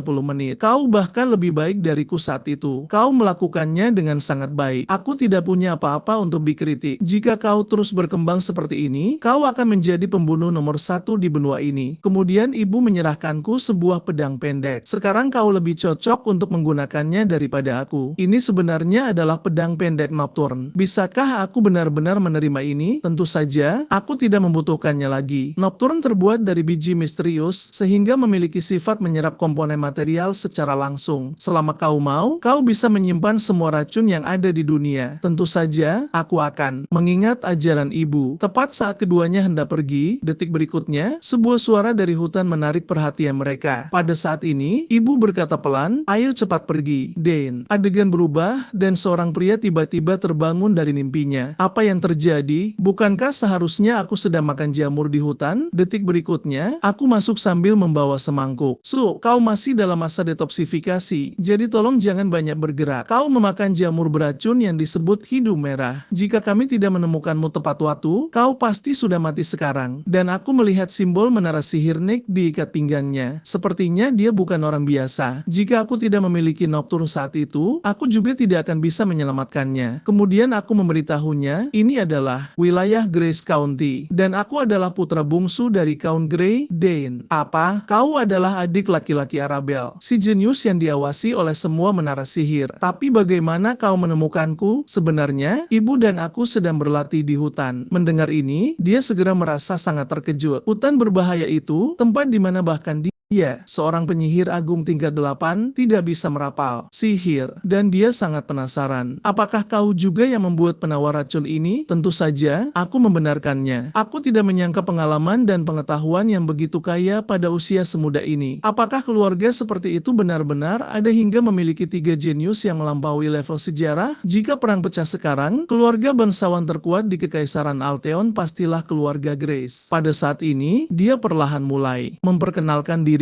Aku adalah mantan master menara dari menara sihir Nixon, Cidron Ghost. Mengingat kau telah membantuku sebelumnya. Apapun yang kau inginkan, katakan saja. Mendengar ini, aku tidak menunjukkan banyak ketertarikan. Setelah mengingatkannya untuk berhati-hati, aku berbalik dan pergi. Dan dia merasa sangat tidak berdaya. Lagi pula, ini adalah pertama kalinya dia bertemu orang seperti itu. Sepertinya aku perlu tinggal di sini selama beberapa hari lagi. Aku perlu mengamati pemuda menarik ini lebih jauh. Adegan berubah dan Herman sangat terkejut. Itu adalah penyihir agung tingkat 8. Ini setara dengan seorang tokoh besar yang berutang budi padamu. Tahu-tahu, menara sihir itu seperti sebuah negara, wilayah independen di benua ini. Tapi dia sangat penasaran mengapa seorang master menara sihir berkeliaran di hutan. Itu bukan hutan biasa. Orang-orang menyebutnya hutan kiamat. Herman, siapkan pedang panjang baru untukku. Pedang-pedang ini semuanya terlalu pendek dan ringan. Tentu saja, aku akan menyiapkan pedang baru untukmu besok. Dan pada saat ini, aku tiba-tiba teringat lencana yang diberikan sang Duk saat dia pergi. 7 tahun telah berlalu sejak hari itu. Jika aku pergi ke ibu kota, aku harus mencari kesempatan untuk mengunjunginya. Adegan berubah dan aku baru saja selesai berlatih ketika bertemu ayah. Segalanya berakhir lebih awal dari yang diharapkan. Aku bergegas kembali karena masalah master menara sihir. Mungkin dia harus bisa membantu Arabelle. Tapi aku merasa ini agak memaksakan kehendak. Lagi pula, temperamen kakak sulung benar-benar terlalu berapi-api. Sesaat kemudian, ayah dan aku kembali ke rumah. Dari kata-kata ayah, aku tahu kakak sulung sedang memilih menara sihir mana yang akan dimasuki setelah semester berakhir. Sementara kakak kedua dipromosikan menjadi asisten profesor oleh profesornya. Tampaknya semua orang bekerja sangat keras saat ini. Ayah berkata perlahan, aku memiliki harapan tertinggi padamu. Lagi pula, kau memiliki begitu banyak bakat. Bagaimana dunia akan menerimamu? Memikirkan ekspresi Duk Turion yang terperangah membuatku ingin tertawa. Duk Termian, suatu hari nanti aku aku akan bertanding dengannya lagi. Aku ingin tahu bagaimana kabar Ila belakangan ini. Mungkin aku baru akan tahu saat aku pergi ke ibu kota. Adegan berubah. Karena racun Ghost belum sepenuhnya hilang, dia masih perlu tinggal di sini selama beberapa hari lagi dan tidak bisa menggunakan sihir apapun. Sesaat kemudian, dia duduk sendirian di taman untuk bersantai. Aku benar-benar tidak menyangka bunga-bunga ini memiliki kekuatan sihir yang luar biasa. Sepertinya kau pulih dengan cukup baik. Aku muncul di belakangnya dan berkata pelan, ini adalah tempat yang sangat cocok untuk beristirahat. Aku akhirnya mengerti mengapa para bangsawan itu semua ingin datang ke sini. Tapi sayangnya, aku akan segera pergi dari sini. Dan Ghost sangat penasaran. Kemana kau akan pergi? Aku sedang bersiap untuk pergi ke ibu kota untuk belajar. Lagi pula, kedua kakakku, kakak-kakak perempuannya berada di akademi di ibu kota. Pada saat ini, Ghost menggunakan persepsi sihir untuk mengamatiku. Detik berikutnya, kekuatan sihir yang luar biasa kuat tiba-tiba muncul di depan matanya. Kemudian dia menunjukkan ekspresi yang sangat terkejut. Kepadatan sihir ini sungguh menakjubkan. Jika para jenius di antara rekan sebayanya disebut aliran sungai, maka dia adalah sungai yang mengamuk. Tapi kekuatan sihir yang begitu besar tidak seharusnya mengalir begitu stabil. Tidakkah menurutmu salah menilai kekuatan sihir orang lain tanpa izin? Tentu saja, aku meminta maaf soal ini. Saat ini, dia merasa sangat sulit untuk percaya. Bisakah seorang anak benar-benar memiliki tingkat kekuatan sihir seperti ini? Dan aku merasa sangat bingung. Apa sebenarnya yang dilihat orang ini hingga membuatnya begitu terkejut? Namun yang tidak bisa dia pahami adalah mengapa kekuatan sihir yang begitu padat belum membentuk lingkaran sihir. Detik berikutnya, matanya melebar lagi. Ini mustahil. Dia sebenarnya memiliki dua inti sihir. Kemudian dia berkata dengan agak gemetar, dengan kepadatan kekuatan sihir ini, apakah kamu benar-benar hanya berencana untuk belajar ilmu tombak? Tapi bukankah aku bisa mempelajari keduanya? Melihat ini, Tuan Menara segera menjelaskan beberapa pengetahuan kepadaku. Tahukah kamu mengapa pendekar pedang sihir memiliki umur yang pendek? Kekuatan mereka berasal dari memiliki inti sihir dan lingkaran sihir secara bersamaan. Namun keduanya saling berkonflik satu sama lain. Ketika masalah terjadi, pendekar pedang sihir akan mati di tempat. Meskipun aku tahu semua ini, apakah benar-benar tidak ada kemungkinan? Tentu saja, kamu sekarang sedang menyia-nyiakan satu bakat. Dan aku sangat bingung. Bukankah aku bisa menggunakan sihir tanpa lingkaran sihir? Bukannya kamu tidak bisa menggunakannya. Hanya saja kamu tidak bisa menggunakan sihir dengan kemurnian tinggi. Awalnya, ada orang-orang dengan pemikiran sepertimu, tetapi kemudian mereka semua gagal. Kalau begitu biarkan aku mencoba saat aku mengatur ulang pengkodean sihirnya. Detik berikutnya, api tiba-tiba meledak dari tanganku. Sepertinya berhasil, meskipun hanya pada tingkat sihir tingkat pertama, dan Tuan Menara di sampingku menunjukkan ekspresi yang sangat terkejut. Bagaimana? Ini mungkin? Bagaimana kamu bisa menggunakan sihir tanpa lingkaran sihir? Apakah ini yang disebut bakat alami? Sepertinya bahkan tanpa lingkaran sihir, aku masih bisa menggunakan sihir. Detik berikutnya, Tuan Menara tiba-tiba berlutut. Afinitas sihir alami ditambah dengan kepadatan sihir kemurnian tinggi seperti itu. Orang ini benar-benar jenius. Tolong jadilah muridku. Pada saat ini, aku langsung menolak. Apakah kamu sudah mempelajari sihir tingkat kedua? Belum. Lagi pula, aku tidak tahu pengkodean untuk sihir tingkat kedua. Bagus sekali. Selama kamu menjadi muridku, kamu bisa segera merapal sihir agung tingkat ke-8, tapi aku tetap menolak. Saat itu, ayah perlahan muncul di depan kami. Aku tidak menyangka kamu sudah begitu akrab dengan putraku. Tapi apa yang sedang kalian diskusikan tadi? Orang ini terus memintaku untuk menjadi muridnya. Aku baru saja akan menolaknya. Mendengar hal ini, Tuan Menara segera berkata, Count Grace, putramu memiliki bakat untuk menjadi penyihir agung. Dia bahkan menggunakan sihir tingkat pertama tanpa lingkaran sihir. Apakah ini benar, Dane? Ayah bertanya dengan ekspresi terkejut. Tentu saja, aku membenarkan hal ini. Dan pada saat ini, Tuan Menara di samping kami perlahan berkata, ini bukan sekadar masalah bakat. Bakat putramu pasti bisa menjadikannya pendekar pedang sihir yang langka. Mendengar hal ini, ekspresi ayah langsung menegang. Sial, orang ini seharusnya tidak menyebut pedang di depannya. Bagaimana? Percayakan dia kepadaku. Aku akan menjadikannya pendekar pedang sihir top di Kekaisaran. Detik berikutnya, ayah berteriak marah putraku harus menjadi ksatria, tombak top kekaisaran. Mendengar ini, Tuan Menara langsung terpana. Mengapa orang-orang di keluarga ini semuanya agak tidak normal? Adegan berubah, dan aku sedang membaca buku-buku yang berhubungan dengan penyihir di kamarku. Bagi seorang penyihir, kata murid memiliki makna yang cukup besar. Penyihir sering membina penerus melalui warisan, yang merupakan tradisi yang telah diwariskan sejak zaman kuno. Namun aku bisa melihat sekilas bahwa Tuan Menara tidak hanya ingin mengambil murid, tetapi sedang mencari seorang pewaris. Dari kegigihan Tuan Menara terhadapku, mungkin bakatku memang benar-benar luar biasa. Setelah mendengar begitu banyak kata pujian, aku bisa merasakan sesuatu berputar di dalam tubuhku. Dan aku tiba-tiba teringat bahwa masalah semacam ini mungkin bisa kutanyakan kepada kakak perempuanku. Lagi pula, kakak tertua memberiku bola kristal saat dia pergi. Selama aku ingin menemuinya, aku hanya perlu menyuntikkan kekuatan sihir ke dalam bola kristal itu. Di sisi lain, kakak tertua sedang duduk di perpustakaan. Tiba-tiba, sebuah suara bergema di telinganya. Kakak, ini Dane. Dan dia merasa sangat senang. Apakah itu benar-benar Dane? Kemudian kakak tertua mengetahui dari obrolan kami bahwa aku telah menggunakan sihir tanpa lingkaran sihir. Bahkan dia merasa hal itu agak sulit dipercayai. Aku tahu afinitas sihirmu sangat tinggi, tapi aku tidak menyangka akan sekuat ini. Fungsi lingkaran sihir adalah untuk mengedarkan dan memurnikan kekuatan sihir. Situasi ini hanya bisa terjadi karena satu alasan. Kekuatan sihirmu sudah cukup murni, tapi kita masih perlu mengujinya. Aku akan mentransfer batu sihir ke kamarmu. Nanti, kamu hanya perlu menyuntikkan kekuatan sihir ke dalamnya. Adegan berubah, dan aku saat ini sedang menggunakan batu sihir untuk berbicara dengan kakak tertua. Dan kakak tertua berkata, jika kamu sudah bisa menggunakan sihir tingkat pertama sekarang, maka kamu akan menerima lebih banyak perhatian setelah masuk akademi. Tapi kamu tidak perlu khawatir. Jika ada yang berani merundungmu, aku benar-benar tidak akan melepaskan mereka. Tepat saat itu, seorang profesor tiba-tiba memanggil Arabel. Jadi, kakak tertua harus buru-buru menutup sambungan, dan aku sangat terkejut karena aku tidak pernah menyangka kekuatan sihirku akan semurni itu. Di sisi lain, Tuan Menara saat ini sedang dalam dilema. Apa sebenarnya yang harus kulakukan agar dia mau setuju denganku? Haruskah aku memberinya beberapa barang berharga atau sihir yang diwariskan kepadaku oleh generasi sebelumnya? Tidak. Jika aku tertipu, kerugianku akan terlalu besar. Saat itu, aku perlahan berjalan menghampirinya. Awalnya, aku datang untuk menolak permintaannya. Lagi pula, aku ingin menjadi seorang pemanggil pembunuh tombak sihir. Dan karena aku pernah menyelamatkannya sekali sebelumnya, meminta beberapa pengetahuan sihir kepadanya seharusnya bukan sesuatu yang akan dia tolak. Tapi kemudian dia mengajukan syarat yang tidak bisa kutolak. Apakah kamu tertarik pada sebuah surat rekomendasi? Jika aku menulis surat rekomendasi ke akademimu, kamu akan memiliki citra yang baik sejak awal. Mendengar hal ini, aku langsung setuju. Tapi bisakah aku meminta satu hal lagi kepadamu? Bisakah aku mempelajari pengkodean untuk semua sihir tingkat kedua? Tentu saja, ini sama sekali tidak masalah. Tepat ketika dia mengira dia akhirnya telah menjadikanku sebagai murid, detik berikutnya, aku mengubah topik pembicaraan. Dengan kata-katamu itu, aku lega. Kalau begitu urusan kita sebelumnya sudah selesai. Bukankah kamu bilang terakhir kali bahwa aku menyelamatkanmu, jadi kamu ingin membalas budiku? Mendengar ini, Tuan Menara langsung terpana. Aku benar-benar dipermainkan oleh seorang anak berusia 14 tahun. Tapi meski begitu, aku hanya berhutang satu budi padamu. Kan, kamu sudah mengajukan dua syarat, tapi menurutku tidak begitu. Lagi pula, menyelamatkanmu dan menetralkan racunmu adalah dua hal yang berbeda. Mendengar ini, Tuan Menara seketika tidak bisa berkata-kata. Sesaat kemudian, kami datang ke tempat latihan. Pengkodean sihir tingkat kedua yang akan kujelaskan sangatlah rumit. Banyak orang bahkan tidak bisa melakukan ini dan memilih untuk menyerah. Jadi, kamu perlu berkonsentrasi dan mendengarkan baik-baik. Tentu saja, aku tidak masalah sama sekali. Dibandingkan dengan tingkat pertama, pengkodean tingkat kedua berada pada level yang sama sekali berbeda karena kamu perlu menghitung kekuatan sihir di tubuhmu dan kekuatan sihir yang melayang di udara. Bahkan kondisi fisikmu pun harus diperhitungkan. Inilah sebabnya mengapa kebanyakan orang memilih untuk menyerah. Bagaimana? Bisakah kamu memahami ini semua? Tentu saja, aku mengiyakannya. Mendengar ini, Tuan Menara langsung sangat terkejut. Kalau begitu beritahu aku tentang hukum susunan sihir. Hukum pertama adalah koeksistensi. Kekuatan sihir dapat hidup berdasarkan berdampingan dengan materi dan kekuatan sihir lainnya. Melalui koeksistensi, penyihir dapat mengerahkan semua kekuatan sihir di dalam diri mereka dan di sekitar mereka. Yang kedua adalah pelestarian. Jika kekuatan sihir sepenuhnya menyerap karakteristik bawaan dari lingkungan sekitar, maka melalui pelestarian, kekuatan sihir dapat merapal berbagai sihir atribut. Tidak buruk, penjelasanmu sangat komprehensif. Karena itu masalahnya, biarkan aku mendemonstrasikannya selanjutnya. Saat dia mengangkat tangannya dan melambai, detik berikutnya, sihir tingkat pertama muncul di depanku. Itu bisa diubah menggunakan aturan sederhana. Tapi mulai dari sihir tingkat kedua, semuanya berbeda. Dan ini adalah pengkodean penataan ulang dari sihir tingkat kedua. Melihat hal ini, aku segera mengerutkan kening. Sepertinya ini jauh lebih sulit daripada teori. Ini adalah pengkodean yang membentuk panah api, sihir tingkat kedua. Jika kamu ingin jumlahnya bertambah, maka kamu perlu menggunakan pengkodean ini berkali-kali. Tepat ketika dia mengira aku akan menyerah pada saat ini, detik berikutnya aku berkata, aku ingin mencoba. Saat aku perlahan menyalurkan kekuatan sihirku, mantra tingkat pertama dengan mudah kurapal. Dari proporsi yang tetap, orang ini ternyata sudah menguasai pengkodean sihir tingkat pertama. Pada saat yang sama, sihir tingkat pertama itu bertransformasi menjadi sihir tingkat kedua tepat di tempat. Saat ini, Tuan Menara menunjukkan ekspresi sangat terkejut.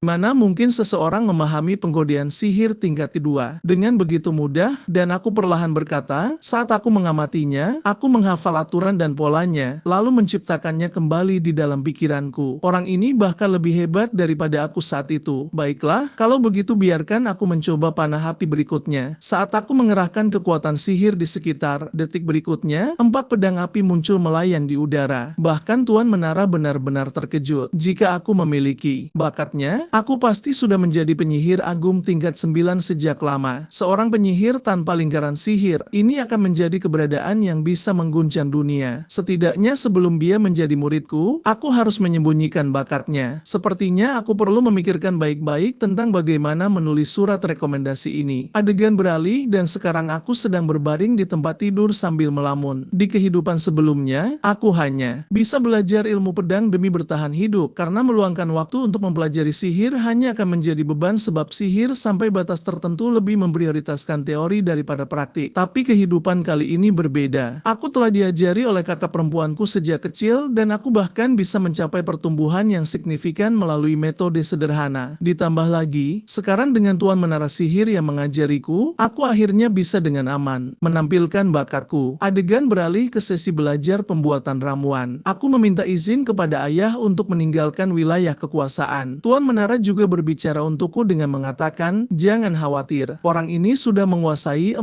jenis pengkodean susunan. Mendengar hal ini, ayah segera melebarkan matanya. Secara umum, bukankah biasanya hanya 1 pengkodean per bulan? Dan informasi tentang ramuan sihir seharusnya tidak mudah didapat. Aku tidak pernah menyangka kamu akan tertarik pada ramuan sihir karena banyak orang menganggapnya membosankan. Tetapi jika itu kamu pasti akan memilih bahan-bahan yang menarik. Pada saat ini, ayah perlahan berkata, kalau begitu, pergilah. Melihat wilayah luar akan menjadi pengalaman yang baik bagimu. Tentu saja, aku mengindahkan ajaran ayah. Tepat. Setelah ayah menyetujui permintaanku untuk keluar, aku perlahan berjalan menyusuri jalanan bersama Tuan Menara. Dari sikap orang-orang, Count Grey pastilah seorang penguasa yang sangat baik. Tapi berapa lama lagi sampai ke toko bahan sihir? Karena aku belum pernah ke sana secara langsung, aku tidak yakin. Jadi aku memberi syarat kepada Herman di sampingku untuk memimpin jalan. Sesaat kemudian, di bawah bimbingan Herman, kami segera tiba di toko bahan sihir. Tak disangka, pemilik toko langsung mengenaliku dan Tuan Menara. Ini tidak terhindarkan, lagi pula Tuan Menara adalah salah satu tokoh paling menonjol di Kekaisaran. Kemudian kami masing-masing mulai melihat-lihat di sekitar toko. Kamu bisa melihat segala macam hal ajaib di pajan di sini. Tapi aku tidak tahu mengapa berada di sini memberiku perasaan yang tidak asing. Dan aku menemukan sesuatu yang penting. Setiap kali aku menyentuh suatu bahan, ada reaksi sihir. Ini mungkin karena afinitas sihirku yang tinggi. Saat itu, beberapa keributan di dekatnya menarik perhatianku. Tetapi pemilik toko menjelaskan bahwa itu semua hanyalah barang dekoratif. Jika Anda mencari mencari reagen, silakan lewat sini. Ini semua adalah ramuan yang kubuat sendiri, jadi kualitasnya sangat tinggi. Pada saat yang sama, sebuah batu di belakangku memancarkan gelombang kekuatan sihir. Ya, ini persis perasaan itu. Tapi anehnya, batu ini hanya bereaksi padaku. Semakin banyak kekuatan sihir yang kusuntikan ke dalamnya, semakin kuat reaksinya. Aku kemudian bertanya kepada pemilik toko tentang asal-usul batu ini. Tetapi jawabannya adalah itu hanyalah batu biasa. Beberapa tahun yang lalu, seorang penjajah memberiku paket besar sebagai pembayaran. Ketika aku membukanya, hanya ada satu batu ini di dalamnya. Meskipun aku kemudian meminta penyihir untuk memeriksanya, hasil menunjukkan itu hanya batu biasa. Mendengar ini, aku langsung merasa sangat bingung. Jelas, ini bukan batu biasa. Kemudian, pemilik toko memperkenalkanku pada gulungan kartu nama. Cukup masukkan kartu nama ke sini, dan alat ini akan secara otomatis membaca serta menyimpan informasi di dalamnya. Baiklah, kalau begitu jual gulungan kartu nama dan batu ini kepadaku. Mendengar ini, pemilik toko langsung merasa sangat bingung. Ini hanyalah batu yang tidak berguna. Bahkan Tuan Menara merasa itu sangat aneh, tapi aku tidak menjelaskan terlalu banyak tentang hal ini. Dalam perjalanan pulang, aku menjelaskan kepada Tuan Menara mengapa aku membeli batu ini. Batu ini pasti bukan dekorasi biasa. Jelas sekali ia merespons kekuatan sihir,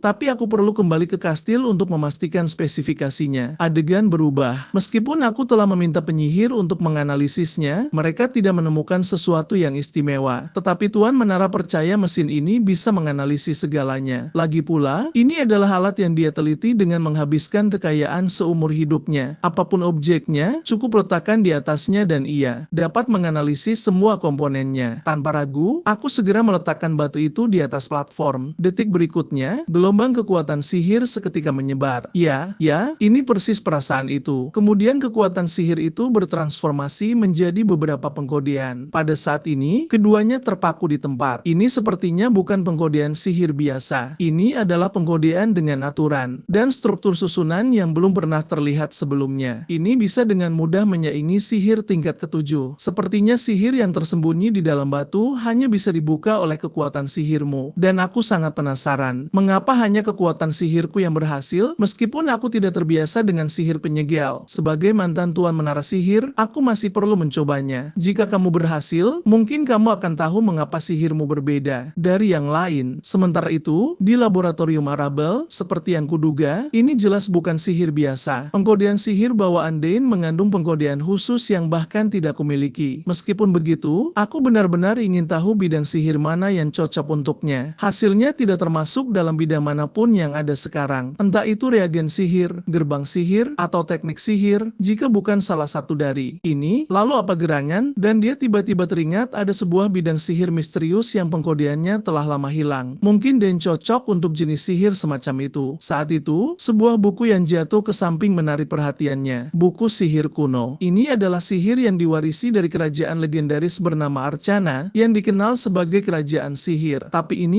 adalah sihir kuno berusia 2000 tahun. Tidak ada yang menggunakannya lagi. Mungkinkah jenis sihir ini cocok untuk Dane? Tanpa ragu, kakak tertua mengaktifkan kekuatan sihirnya dan mulai menguji. Detik berikutnya, hasil tes mulai menampilkan beberapa informasi. Selama itu bukan sihir hitam, itu tidak masalah. Tapi detik berikutnya, kakak tertua terpaku di tempat. Ini benar-benar tidak bisa dipercaya. Pada saat yang sama, melalui upaya gigi Tuan Menara, segel itu akhirnya pecah. Sebuah gelang perak muncul di hadapan mereka berdua. Tuan Menara cukup terkejut karena dia tidak bisa merasakan apapun dari gelang ini. Tapi saat aku memakainya di tanganku, detik berikutnya, gelang itu mulai bereaksi. Kemudian teks muncul, tetapi bahkan Tuan Menara tidak dapat mengartikan maknanya karena ini adalah rune kuno yang tidak dapat dibaca oleh siapapun di dunia. Ya, ini persis aksara yang digunakan oleh kerajaan sihir kuno Arcana. Dan aku tiba-tiba teringat kakak tertua sepertinya pernah menyebutkan negara ini kepadaku. Di era itu, kehidupan orang-orang sangat terhubung dengan sihir. Tapi suatu hari, negara ini tiba-tiba menghilang, hanya menyisakan beberapa peninggalan dan cerita turun-temurun bersama dengan pengkodean sihir ini. Bahkan, Tuan Menara tidak menyangka bahwa bahwa bakat sihirku akan berhubungan dengan sihir kuno. Sepertinya inilah alasan mengapa aku bisa bergerak bebas di hutan kiamat. Tentu saja, karena asal-usul hutan itu justru adalah Harcana. Bagaimanapun, jangan biarkan masalah ini bocor. Adapun hal-hal lain, kita akan menjelajahinya perlahan nanti. Tepat saat itu, alarm mendesak tiba-tiba berbunyi. Tuan Menara mengira itu adalah serangan monster dan sedang bersiap untuk pertarungan besar. Tapi aku segera berkata, ini mungkin kakak tertua yang mencoba menghubungiku. Kemudian aku terhubung dengan komunikasi kakak tertua. Pada saat ini, kakak tertua berkata dengan cemas, ketika aku sedang menganalisis pengkodean sihirmu, aku menemukan sesuatu. Jangan bilang kamu juga menemukan bahwa sihirku adalah sihir kuno. Mendengar ini, kakak tertua sangat terkejut. Bagaimana kamu tahu? Sesaat kemudian, aku menceritakan seluruh kisahnya kepada kakak tertua dari awal hingga akhir. Tuan Menara cukup terkejut. Dia tidak menyangka kakak tertua bisa menganalisis pengkodean sihirnya hanya melalui kekuatan sihir. Sepertinya bakatnya jauh melampaui bakatku. Saat itu, kakak tertua memperingatkan, jangan biarkan masalah ini bocor. Jika tidak, seluruh keluarga akan terlibat, tapi simpan percakapan ini. Kakak tertua bilang tidak, dia akan segera menghapus semua informasi setelah panggilan berakhir. Dia bilang dia akan kembali ke Menara Sihir untuk menyelidiki masalah ini. Pada saat ini, menghadapi undangan Tuan Menara, kakak tertua dengan tegas menolak karena Menara Sihir Nixon bukanlah bidang minatnya. Kemudian dia memutus komunikasi. Sesaat kemudian, aku menceritakan hal ini kepada orang tuaku dan ayah segera berkata, jika ada yang menargetkan Dane, aku akan membuat mereka membayar mahal. Tentu saja, tidak ada yang lebih aman daripada perlindungan mereka berdua. Ayah sangat penasaran sesuai dengan apa yang dikatakan Dane. Bukankah itu berarti kita memiliki garis darah sihir kuno yang mengalir di dalam diri kita? Itu dugaan yang bagus. Aku akan kembali ke keluarga untuk memeriksa situasinya. Jika kedua belah pihak menyelidiki keluarga secara mendalam, siapa tahu penemuan mengejutkan apa yang mungkin ada. Pada saat ini, ayah perlahan berkata, bagaimanapun, Dane, kamu telah mencapai batasmu dalam banyak aspek. Jika kamu terus tinggal di sini, itu mungkin memengaruhi pertumbuhanmu. Kamu harus mempertimbangkan untuk pergi ke ibu kota sekarang karena kamu juga sudah mencapai usia sekolah. Terus tinggal di sini tidak akan mengajarimu apa-apa. Bahkan ibu berkata kepadaku dengan penuh makna, Dane, kamu bisa pergi kapanpun kamu mau. Tentu saja aku mengerti maksudmu. Aku sudah siap untuk masuk akademi. Adegan beralih. Aku memberitahu Tuan Menara tentang hal ini dan dia bilang itu pilihan yang bagus, tapi berhati-hatilah untuk tidak menunjukkan terlalu banyak bakat sekaligus. Ini akan menyebabkan ketidaksenangan orang lain. Tepat saat itu aku tiba-tiba teringat aku pernah berjanji pada Ila bahwa aku akan mengunjunginya di ibu kota dan membawa lambang itu. Aku juga harus mempertimbangkan senjata apa yang akan ditempa. Pada saat ini, Tuan Menara perlahan berkata sebelum kembali ke Menara Sihir, aku memikirkan sesuatu yang perlu kulakukan. Aku akan memberitahumu tentang semua petunjuk yang kutemukan mengenai sihir kuno. Kalau begitu, karena tidak banyak waktu tersisa, mari kita mulai berlatih dengan sihir tingkat ketiga. Tentu saja, aku segera menyatakan terima kasihku kepada Tuan Menara. Kemudian, aku bahkan memberinya hadiah. Ini adalah sesuatu yang baru saja diteliti oleh kakak tertua, sebuah bola kristal kompak. Dengan ini, kamu bisa menghubungiku kapan saja. Sesaat kemudian, aku kembali ke kamarku. Minatku terletak pada mengumpulkan beberapa hal. Tujuanku adalah untuk secara resmi mempelajari pemanggilan dan lulus penilaian. Karena Clara adalah asisten pengajar, aku seharusnya bisa sering bertemu dengannya selama kelas. Pada saat yang sama, aku perlahan menyuntikkan kekuatan sihir ke dalam telur peri. Selama 7 tahun penuh, telur ini tidak menunjukkan perubahan apapun, tetapi aku percaya suatu hari nanti ia akan meresponsku. Kemudian aku menghubungi kakak tertua dan mengetahui darinya bahwa untuk masuk ke akademi diperlukan kelulusan 2 ujian masuk. Salah satunya adalah ujian umum, yang lainnya adalah ujian khusus. Ujian umum adalah tes eksplorasi tentang sejarah dan budaya kekaisaran. Aku rasa itu tidak akan sulit bagimu. Setelah itu adalah ujian khusus yang berarti kamu harus memilih jurusan dan mengikuti ujiannya. Konten ujian ditentukan oleh para profesor, tapi menurutku ini juga akan mudah bagimu. Tapi masalahnya adalah begitu kamu memilih jurusan, kamu tidak bisa mengubahnya. Jadi kamu harus tetap bersama guru jurusan yang bersangkutan untuk mengikuti ujian dan aku harap kamu akan memilih sihir. Mendengar ini aku langsung merasa agak tidak bisa berkata-kata. Aku akan mempertimbangkannya. Tapi apakah benar-benar tidak ada cara untuk pindah ke jurusan lain? Biasanya memang begitu kecuali kamu lulus dan memilih untuk kembali lagi. Kemudian kamu bisa memilih jurusan lain. Begitu kamu memasuki tahun ketiga, mereka biasanya tidak mengizinkan mahasiswa mahasiswa di luar jurusan untuk berpartisipasi dalam kursus lanjutan jurusan tersebut. Jadi, sepertinya kamu hanya bisa memilih satu jurusan. Itu benar. Tetapi untuk orang-orang berbakat sepertimu, sekolah telah secara khusus menetapkan sistem jurusan mandiri. Tapi aku tidak menyarankanmu untuk mencoba ini karena belum pernah ada yang lulus ujian ini. Mendengar ini, aku langsung merasa sangat bersemangat. Kemudian aku memutus komunikasi dengan kakak tertua. Pada saat yang sama, Tuan Menara menyerahkanku sebuah surat rekomendasi. Aku belum pernah menulis surat rekomendasi dengan begitu tulus. Kamu harus merasa terhormat. Tentu saja, aku tidak akan mengecewakan harapanmu. Tuan Menara sangat penasaran. Apakah kamu sudah siap? Ya, aku dengar asrama akademi dilengkapi dengan semua yang kubutuhkan. Tapi sepertinya itu adalah tempat di mana Tuan Muda Bangsawan membentuk kelompok. Jangan khawatir. Selama kamu tidak memprovokasi mereka, tidak akan ada masalah. Jika kamu butuh sesuatu, hubungi saja aku. Aku akan menjaga baik-baik bola kecil yang kamu berikan padaku. Meskipun ayahmu memberiku posisi sebagai penasihat sihir, ada hal-hal lebih penting yang harus kulakukan sebelum itu. Aku pikir dia pasti sedang membicarakan masalah sihir kuno. Pada saat ini, Tuan Menara perlahan berkata, bagaimanapun, aku menantikan untuk melihatmu menjadi lebih kuat saat kita bertemu lagi nanti. Lalu dia berbalik dan pergi. Adegan beralih. Pada saat ini, orang tua sedang melakukan percakapan yang agak berat hati. Sepertinya Dane sedang bersiap untuk pergi hari ini. Ketika anak-anak keluarga lain sibuk bersaing memperebutkan hak waris, hanya anak-anak kita yang rukun dengan harmonis. Suatu hari nanti kita juga harus membuat pilihan, tapi menurutku siapapun dari mereka akan baik-baik saja. Pada saat yang sama, aku perlahan muncul di depan orang tuaku. Dane, apakah kamu siap untuk berangkat? Apakah kamu akan membawa pedang pendek nocturne? Tentu saja, aku membenarkan hal ini. Pada saat ini, ibu perlahan berkata, untuk berjaga-jaga, bawalah lamban yang kuberikan padamu ke lokasi yang ditentukan. Mantanku, rekan-rekan akan membantumu. Ayah menginstruksikanku, Dane, saat kau sampai di ibu kota, temui Sanduk terlebih dahulu. Dia akan membantumu masuk ke akademi. Ayo, mari kita lepas kepergianmu dengan senyuman. Baiklah, kalau begitu aku akan berangkat sekarang. Sesaat kemudian, ayah memberikan instruksi kepada bawahannya di belakangnya. Gerard, ikuti dia sehati-hati mungkin dan kawal dia dengan aman sampai ke gerbang teleportasi. Di sisi lain, ibu juga memberikan instruksi yang sama kepada bawahannya, Shadow. Adegan berpindah. Herman dan aku sampai di gerbang teleportasi. Ini adalah gerbang teleportasi yang dipasang oleh Arabelle. Setelah aku menemukan gerbang teleportasi buatan Arabelle, pada saat ini, Hermine sangat bingung. Jika kau memasuki gerbang teleportasi, apakah itu akan aktif?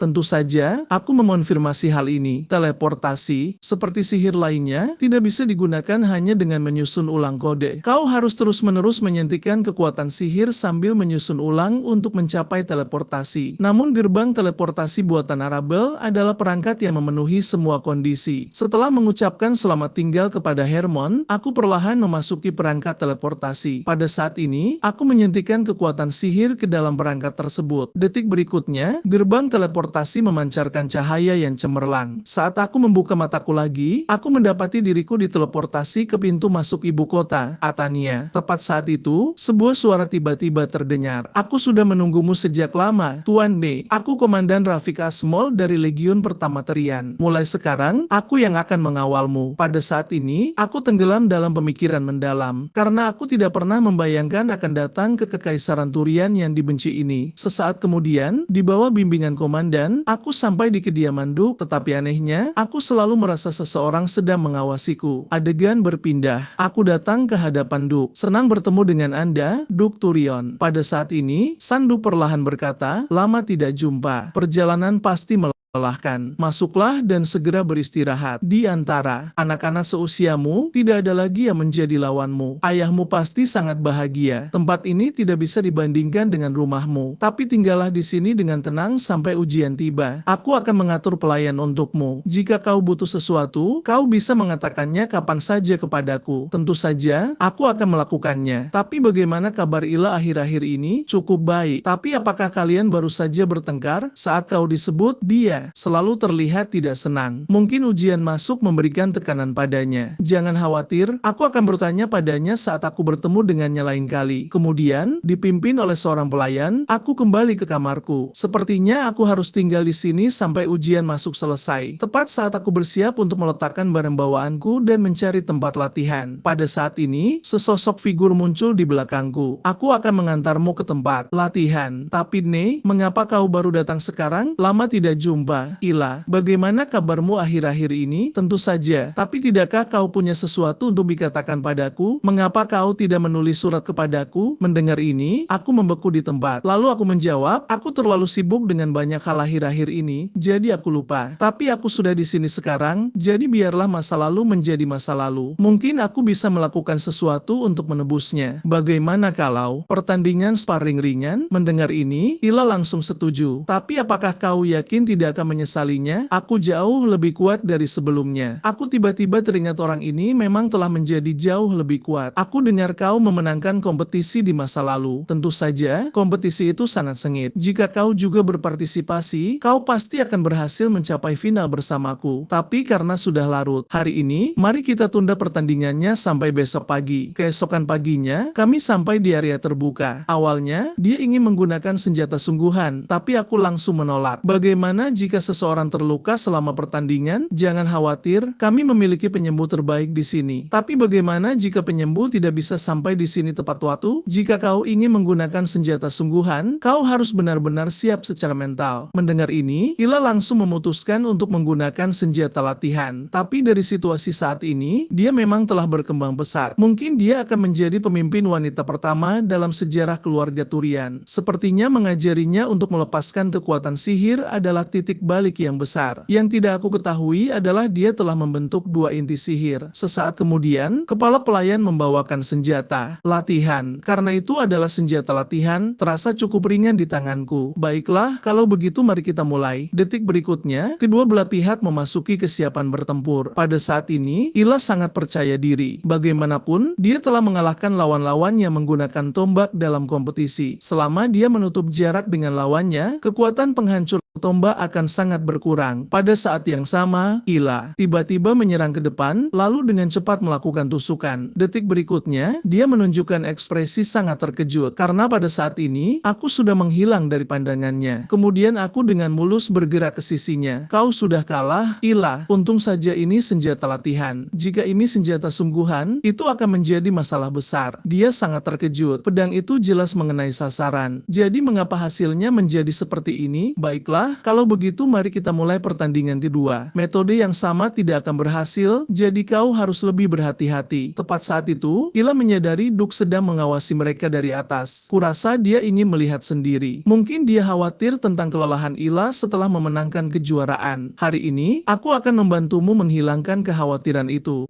Pada saat ini, Ila perlahan berkata, aku akan memberikan segalanya kali ini. Detik berikutnya, kedua belah pihak meluncurkan serangan yang sangat sengit. Di bawah serangan gencar Ila, aku masih bertahan dengan mudah. Bagaimana, Dne? Aku tidak sederhana, bukan? Kau masih jauh dari itu. Kau belum menggunakan kekuatan penuhmu, kan? Sementara itu, Sang Duk yang mengawasi tenggelam dalam pemikiran. Saat ini, keduanya tampak seimbang, tetapi dia penasaran siapa yang akan menang. Tapi apa? Perasaan aneh ini, senyum D telah benar-benar menghilang sejak tadi. Sekarang dia lebih seperti prajurit yang ditempa dalam pertempuran. Pada saat ini, Ila menyerangku dengan segenap kekuatannya. Tiba-tiba, dia melihat celah dan menusukku dengan keras. Namun, aku menghindar dengan melangkah ke samping. Kemudian, Ila terhempas ke tanah oleh tombakku. Sepertinya, aku memenangkan pertandingan ini lagi. Pada saat yang sama, Sang Duk bertanya kepada komandan di belakangnya. Asal, apakah menurutmu ini akan membuat kesombongan Ila mereda? Sepertinya kau sudah tahu. Tentu saja, aku tahu lebih baik dari siapapun. Sejak Ila memenangkan kejuaraan, dia benar-benar berubah. Awalnya, aku ingin berbicara baik-baik dengannya, tetapi mengingat efeknya akan lebih baik jika dia bisa menyadarinya sendiri. Aku tidak ikut campur. Pada saat ini, Asmo perlahan berkata, itu benar-benar pilihan yang bijak. Saat ini, Sang Duk bertanya lagi, menurutmu berapa banyak inti sihir yang dimiliki anak itu? Sepertinya setidaknya 3 inti sihir, tetapi Sang Duk memiliki pandangan berbeda. Aku pikir dia memiliki paling banyak 3 inti. Asal bingung. Mengapa kau berpikir begitu? Perhatikan baik-baik. Teknik tombaknya jauh melampaui ilmu pedang Ila. Dia juga memiliki gerak kaki yang gesit dan itu adalah gerakan taktis, hal-hal yang belum pernah dialami Ila. Ila sangat terkejut. Bagaimana kau bisa memblokir semua gerakanku? Karena gerakanmu terlalu jelas. Pada saat ini, Sang Duk menyuarakan keraguannya. Tidakkah menurutmu gerakannya sangat terampil seperti prajurit yang ditempa dalam pertempuran? Periode ketika Ila berkembang adalah tepat setelah kami kembali dari inspeksi selatan kami. Itu setelah bertemu Ne. Aku pikir itu akan sama kali ini. Saat ini, Asal di sampingnya perlahan berkata, meskipun Nona Laya memenangkan kejuaraan, dia sama sekali bukan tandingan Ne. Sepertinya kaum Grace memberinya pelatihan yang keras. Namun Sang Duk tidak setuju. Meskipun dia ketat, dia tidak pernah melatih orang lain dengan keras, dan Ne juga tidak butuh pelatihan keras. Dia memiliki bakat yang melampaui orang biasa. Ne adalah seorang jenius. Alasan dia tidak berpartisipasi dalam kompetisi seharusnya karena dia tidak tertarik padanya. Mendengar ini, Asmo sangat terkejut. Kompetisi semacam itu adalah impian banyak pria dan wanita muda, dan dia tidak tertarik. Sang Duk berbicara lagi. Saat ini, tidak ada seorang pun di antara rekan-rekannya yang bisa bersaing dengannya. Pada saat yang sama, Ila sekarang berlutut di tanah, terengah-engah. Ila, aku harap pertandingan ini bisa membuatmu menyadari kekuranganmu. Jika kau bisa mengubah sikap sombongmu dan menjadi lebih terampil dalam ilmu pedang, aku yakin kau pasti bisa melampaui saudara-saudaramu. Saat ini, Layla tenggelam dalam pemikiran. Aku sama sekali bukan tandingannya. Aku tidak pernah berpikir jarak di antara kami akan sebesar ini. Pada saat ini, aku perlahan berkata, kau tampak sangat lelah, jadi mari kita berhenti di sini. Ya, aku memang kalah. Duk seharusnya sudah puas sekarang. Ila sangat penasaran. Bagaimana tepatnya kau berlatih? Aku menjawab, kerja keras. Berhenti bercanda. Semua orang berlatih keras. Kau hanya perlu bekerja sedikit lebih keras. Pada saat ini, Ila berteriak agak enggan. Aku tidak akan kalah lain kali. Bagus. Aku menantikan hari itu. Bagi Ila, aku adalah satu-satunya anak yang dia kagumi dan juga eksistensi yang ingin dia lampaui. Dia ingin membuktikan bahwa dia bukan anak kecil yang menunggu bimbingan. Tapi entah bagaimana jarak di antara mereka tampak semakin lebar. Adegan berpindah. Waktu dengan cepat sampai pada hari ujian masuk. Sekitar 6.000 lebih siswa mendaftar untuk ujian tahun ini. Namun, sekitar 2/3 dari siswa tidak dapat lulus tes pertama. Sekarang, babak penyisihan pertama selesai. Hanya 2.000 pelamar yang tersisa untuk mengikuti tes kedua. Sementara itu, beberapa instruktur sedang melakukan percakapan. Mereka semua ingin tahu kandidat mana yang akan lulus ujian kali ini karena mereka telah melihat cukup banyak bakat luar biasa. Pada saat ini, Dekan Akademi Sihir Profesor Dafu berkata, apakah nilai tes pertama sudah keluar? Masih dihitung. Aku juga ingin tahu siapa yang mendapat nilai tertinggi. Pembicaranya adalah Dekan Akademi Tombak, Ingli. Juara pertama di Akademi Pedang seharusnya adalah wanita muda dari keluarga Turian karena dialah yang memenangkan kejuaraan dalam kompetisi. Sepertinya kita bisa memprediksi bahwa siswa terbaik tahun ini seharusnya berasal dari Departemen Pedang. Pembicaranya adalah Direktur Akademi Pemanggilan, Deline. Saat ini, Direktur Akademi Pedang, Profesor Esin, berkata, ini adalah kesimpulan yang sudah pasti. Bagaimanapun, tidak ada lawan yang bisa bersaing. Namun saat ini, Davo memiliki pandangan berbeda. Ini adalah surat rekomendasi, dan bahkan memiliki segel menara sihir Nixon. Maksudmu penguasa menara itu merekomendasikan seseorang? Orang itu, yang terkenal tidak menerima murid mengirimiku surat rekomendasi. Dia berkata, anak ini sudah memiliki 3 cincin sihir di usia 14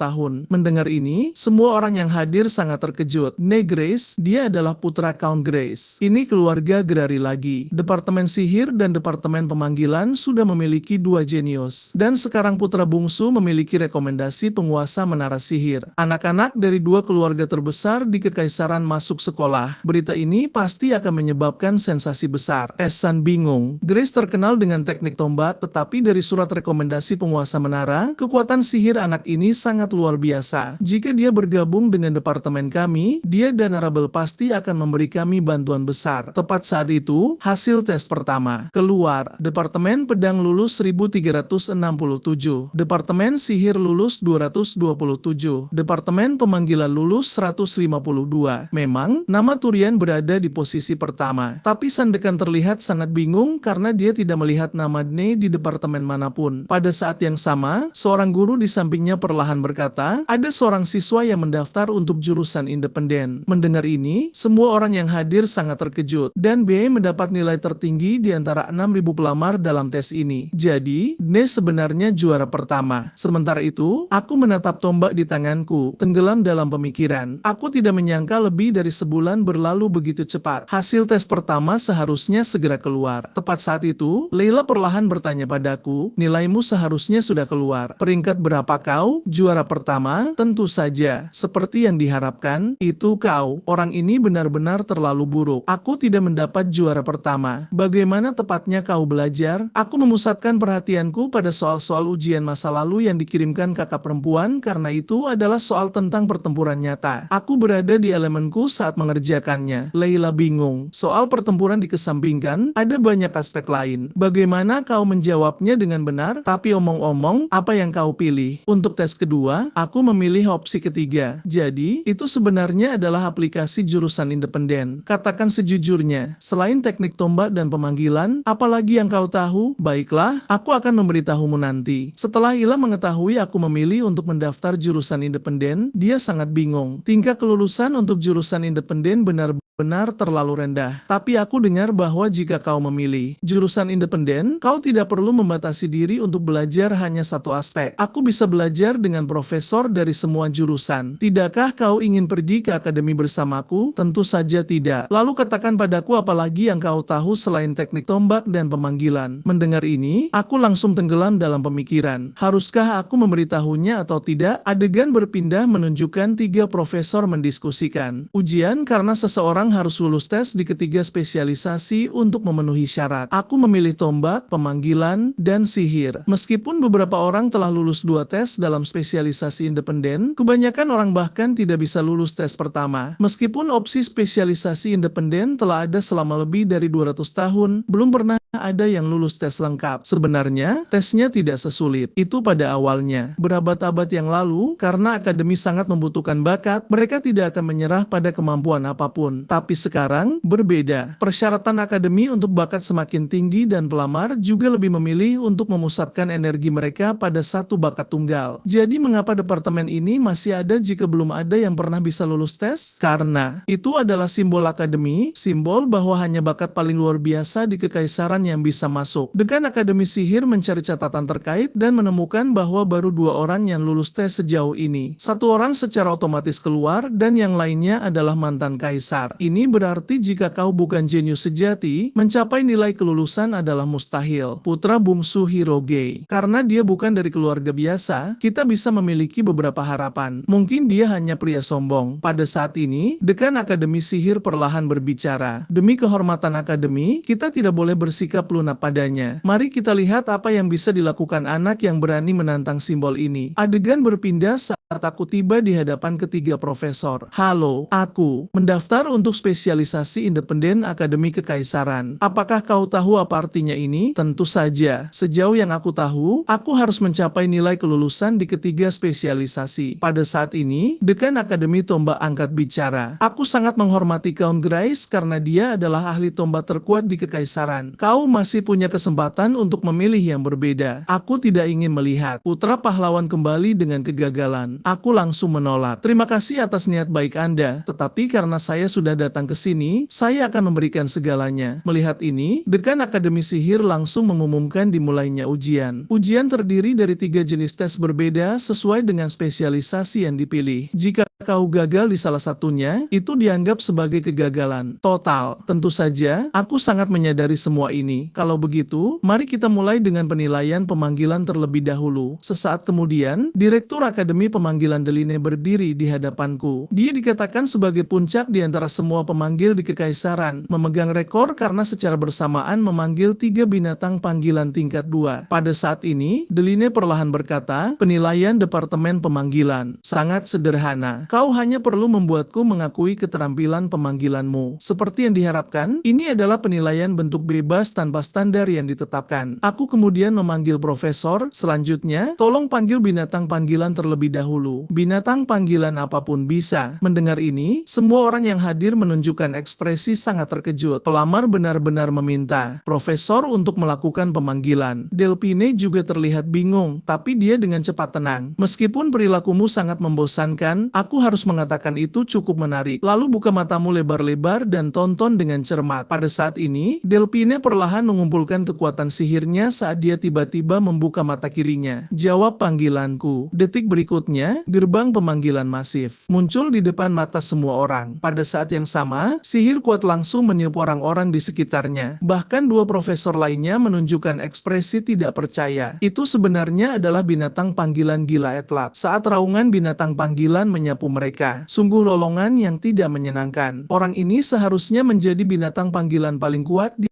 antara panggilan tingkat 4. Itu akan menyerang target apapun, kecuali pemanggilnya. Aku tidak terlalu menantikan ujian masuk, tapi sekarang keadaan menjadi semakin menarik. Pada saat ini, Delphi berbicara, "Ayo, aku dengan santai memanggil binatang. Apa yang rencanamu lakukan sekarang?" Melihat ini, aku tetap tenang dan tidak terburu-buru sementara yang lain merasa sangat terkejut. Etlak adalah monster yang sangat ganas. Bahkan, banyak satria kelas ganda akan kesulitan membunuhnya. Bahkan kedua profesor merasa sulit untuk percaya. Apa yang mencoba dilakukan orang ini? Pada saat ini, aku perlahan mendekati Etlak. Tidak peduli metode apa yang aku gunakan, aku hanya perlu membuktikan bakatku, bukan? Tapi aku juga tidak menempatkanmu dalam bahaya. Jangan khawatir, hal semacam itu tidak akan terjadi. Kemudian aku diam-diam menatap Etlak. Detik berikutnya, Etlak secara bertahap menurunkan kewaspadaannya dan kemudian menunjukkan kepatuhan total padaku. Melihat ini, semua orang yang hadir sangat terkejut. Dia menjinakkan binatang panggilan itu dengan begitu mudah. Pada saat ini, Delphine memperhatikan benang ajaib yang terhubung ke binatang panggilan itu. Meskipun warnanya cukup samar, itu benar-benar menghilangkan permusuhan Etlak. Benar-benar luar biasa. Apakah ini secara alami memiliki afinitas yang kuat? Delphi tenggelam dalam pemikiran. Apakah dia menganalisis kekuatan sihir Etlak saat dia melakukan kontak dan kemudian membangun benang ajaib dengannya? Karena dia tidak memiliki tanda pemanggilan, ini adalah cara terbaik untuk melawan seorang pemanggil. Dengan bakat menentang surga ini, masa depannya benar-benar layak dinantikan. Pada saat ini, Delphine mengumumkan hasil tes kepadaku. Kau memiliki keberanian yang kuat, penilaian yang tenang, dan dasar-dasar yang kuat. Jelas, kau lulus tes. Adegan berpindah menunjukkan Ila merasa sangat terkejut. Kau benar-benar lulus tes hanya dalam 30 menit. Maka kau pasti siswa kehormatan tahun ini. Aku tidak pernah berpikir jarak di antara kami akan sebesar ini. Kemudian Ila pergi dengan sedih. Pada saat ini, Sang Duk menemukanku. Kau tidak perlu terlalu khawatir. Ila akan mengatasi hal-hal ini. Omong-omong, apakah kau memberitahu ayahmu? Dia pasti sangat bahagia. Memang, semua orang di rumah sangat bahagia. Sekarang setelah ujian selesai, kau bisa beristirahat sambil mempersiapkan pendaftaran. Terima kasih atas perhatian Anda. Tentu saja. Pada saat ini, Sang Duk tiba-tiba bertanya padaku, apakah kau sudah memutuskan apa yang akan dipesan ke Pandai Besi untuk dibuat? Seharusnya pedang, tapi aku belum memikirkannya. Mengapa? Karena tubuhku masih tumbuh, dan aku juga tidak tahu pedang seperti apa yang aku inginkan, jadi aku ingin memikirkannya dengan matang. Itu memang ide yang bagus.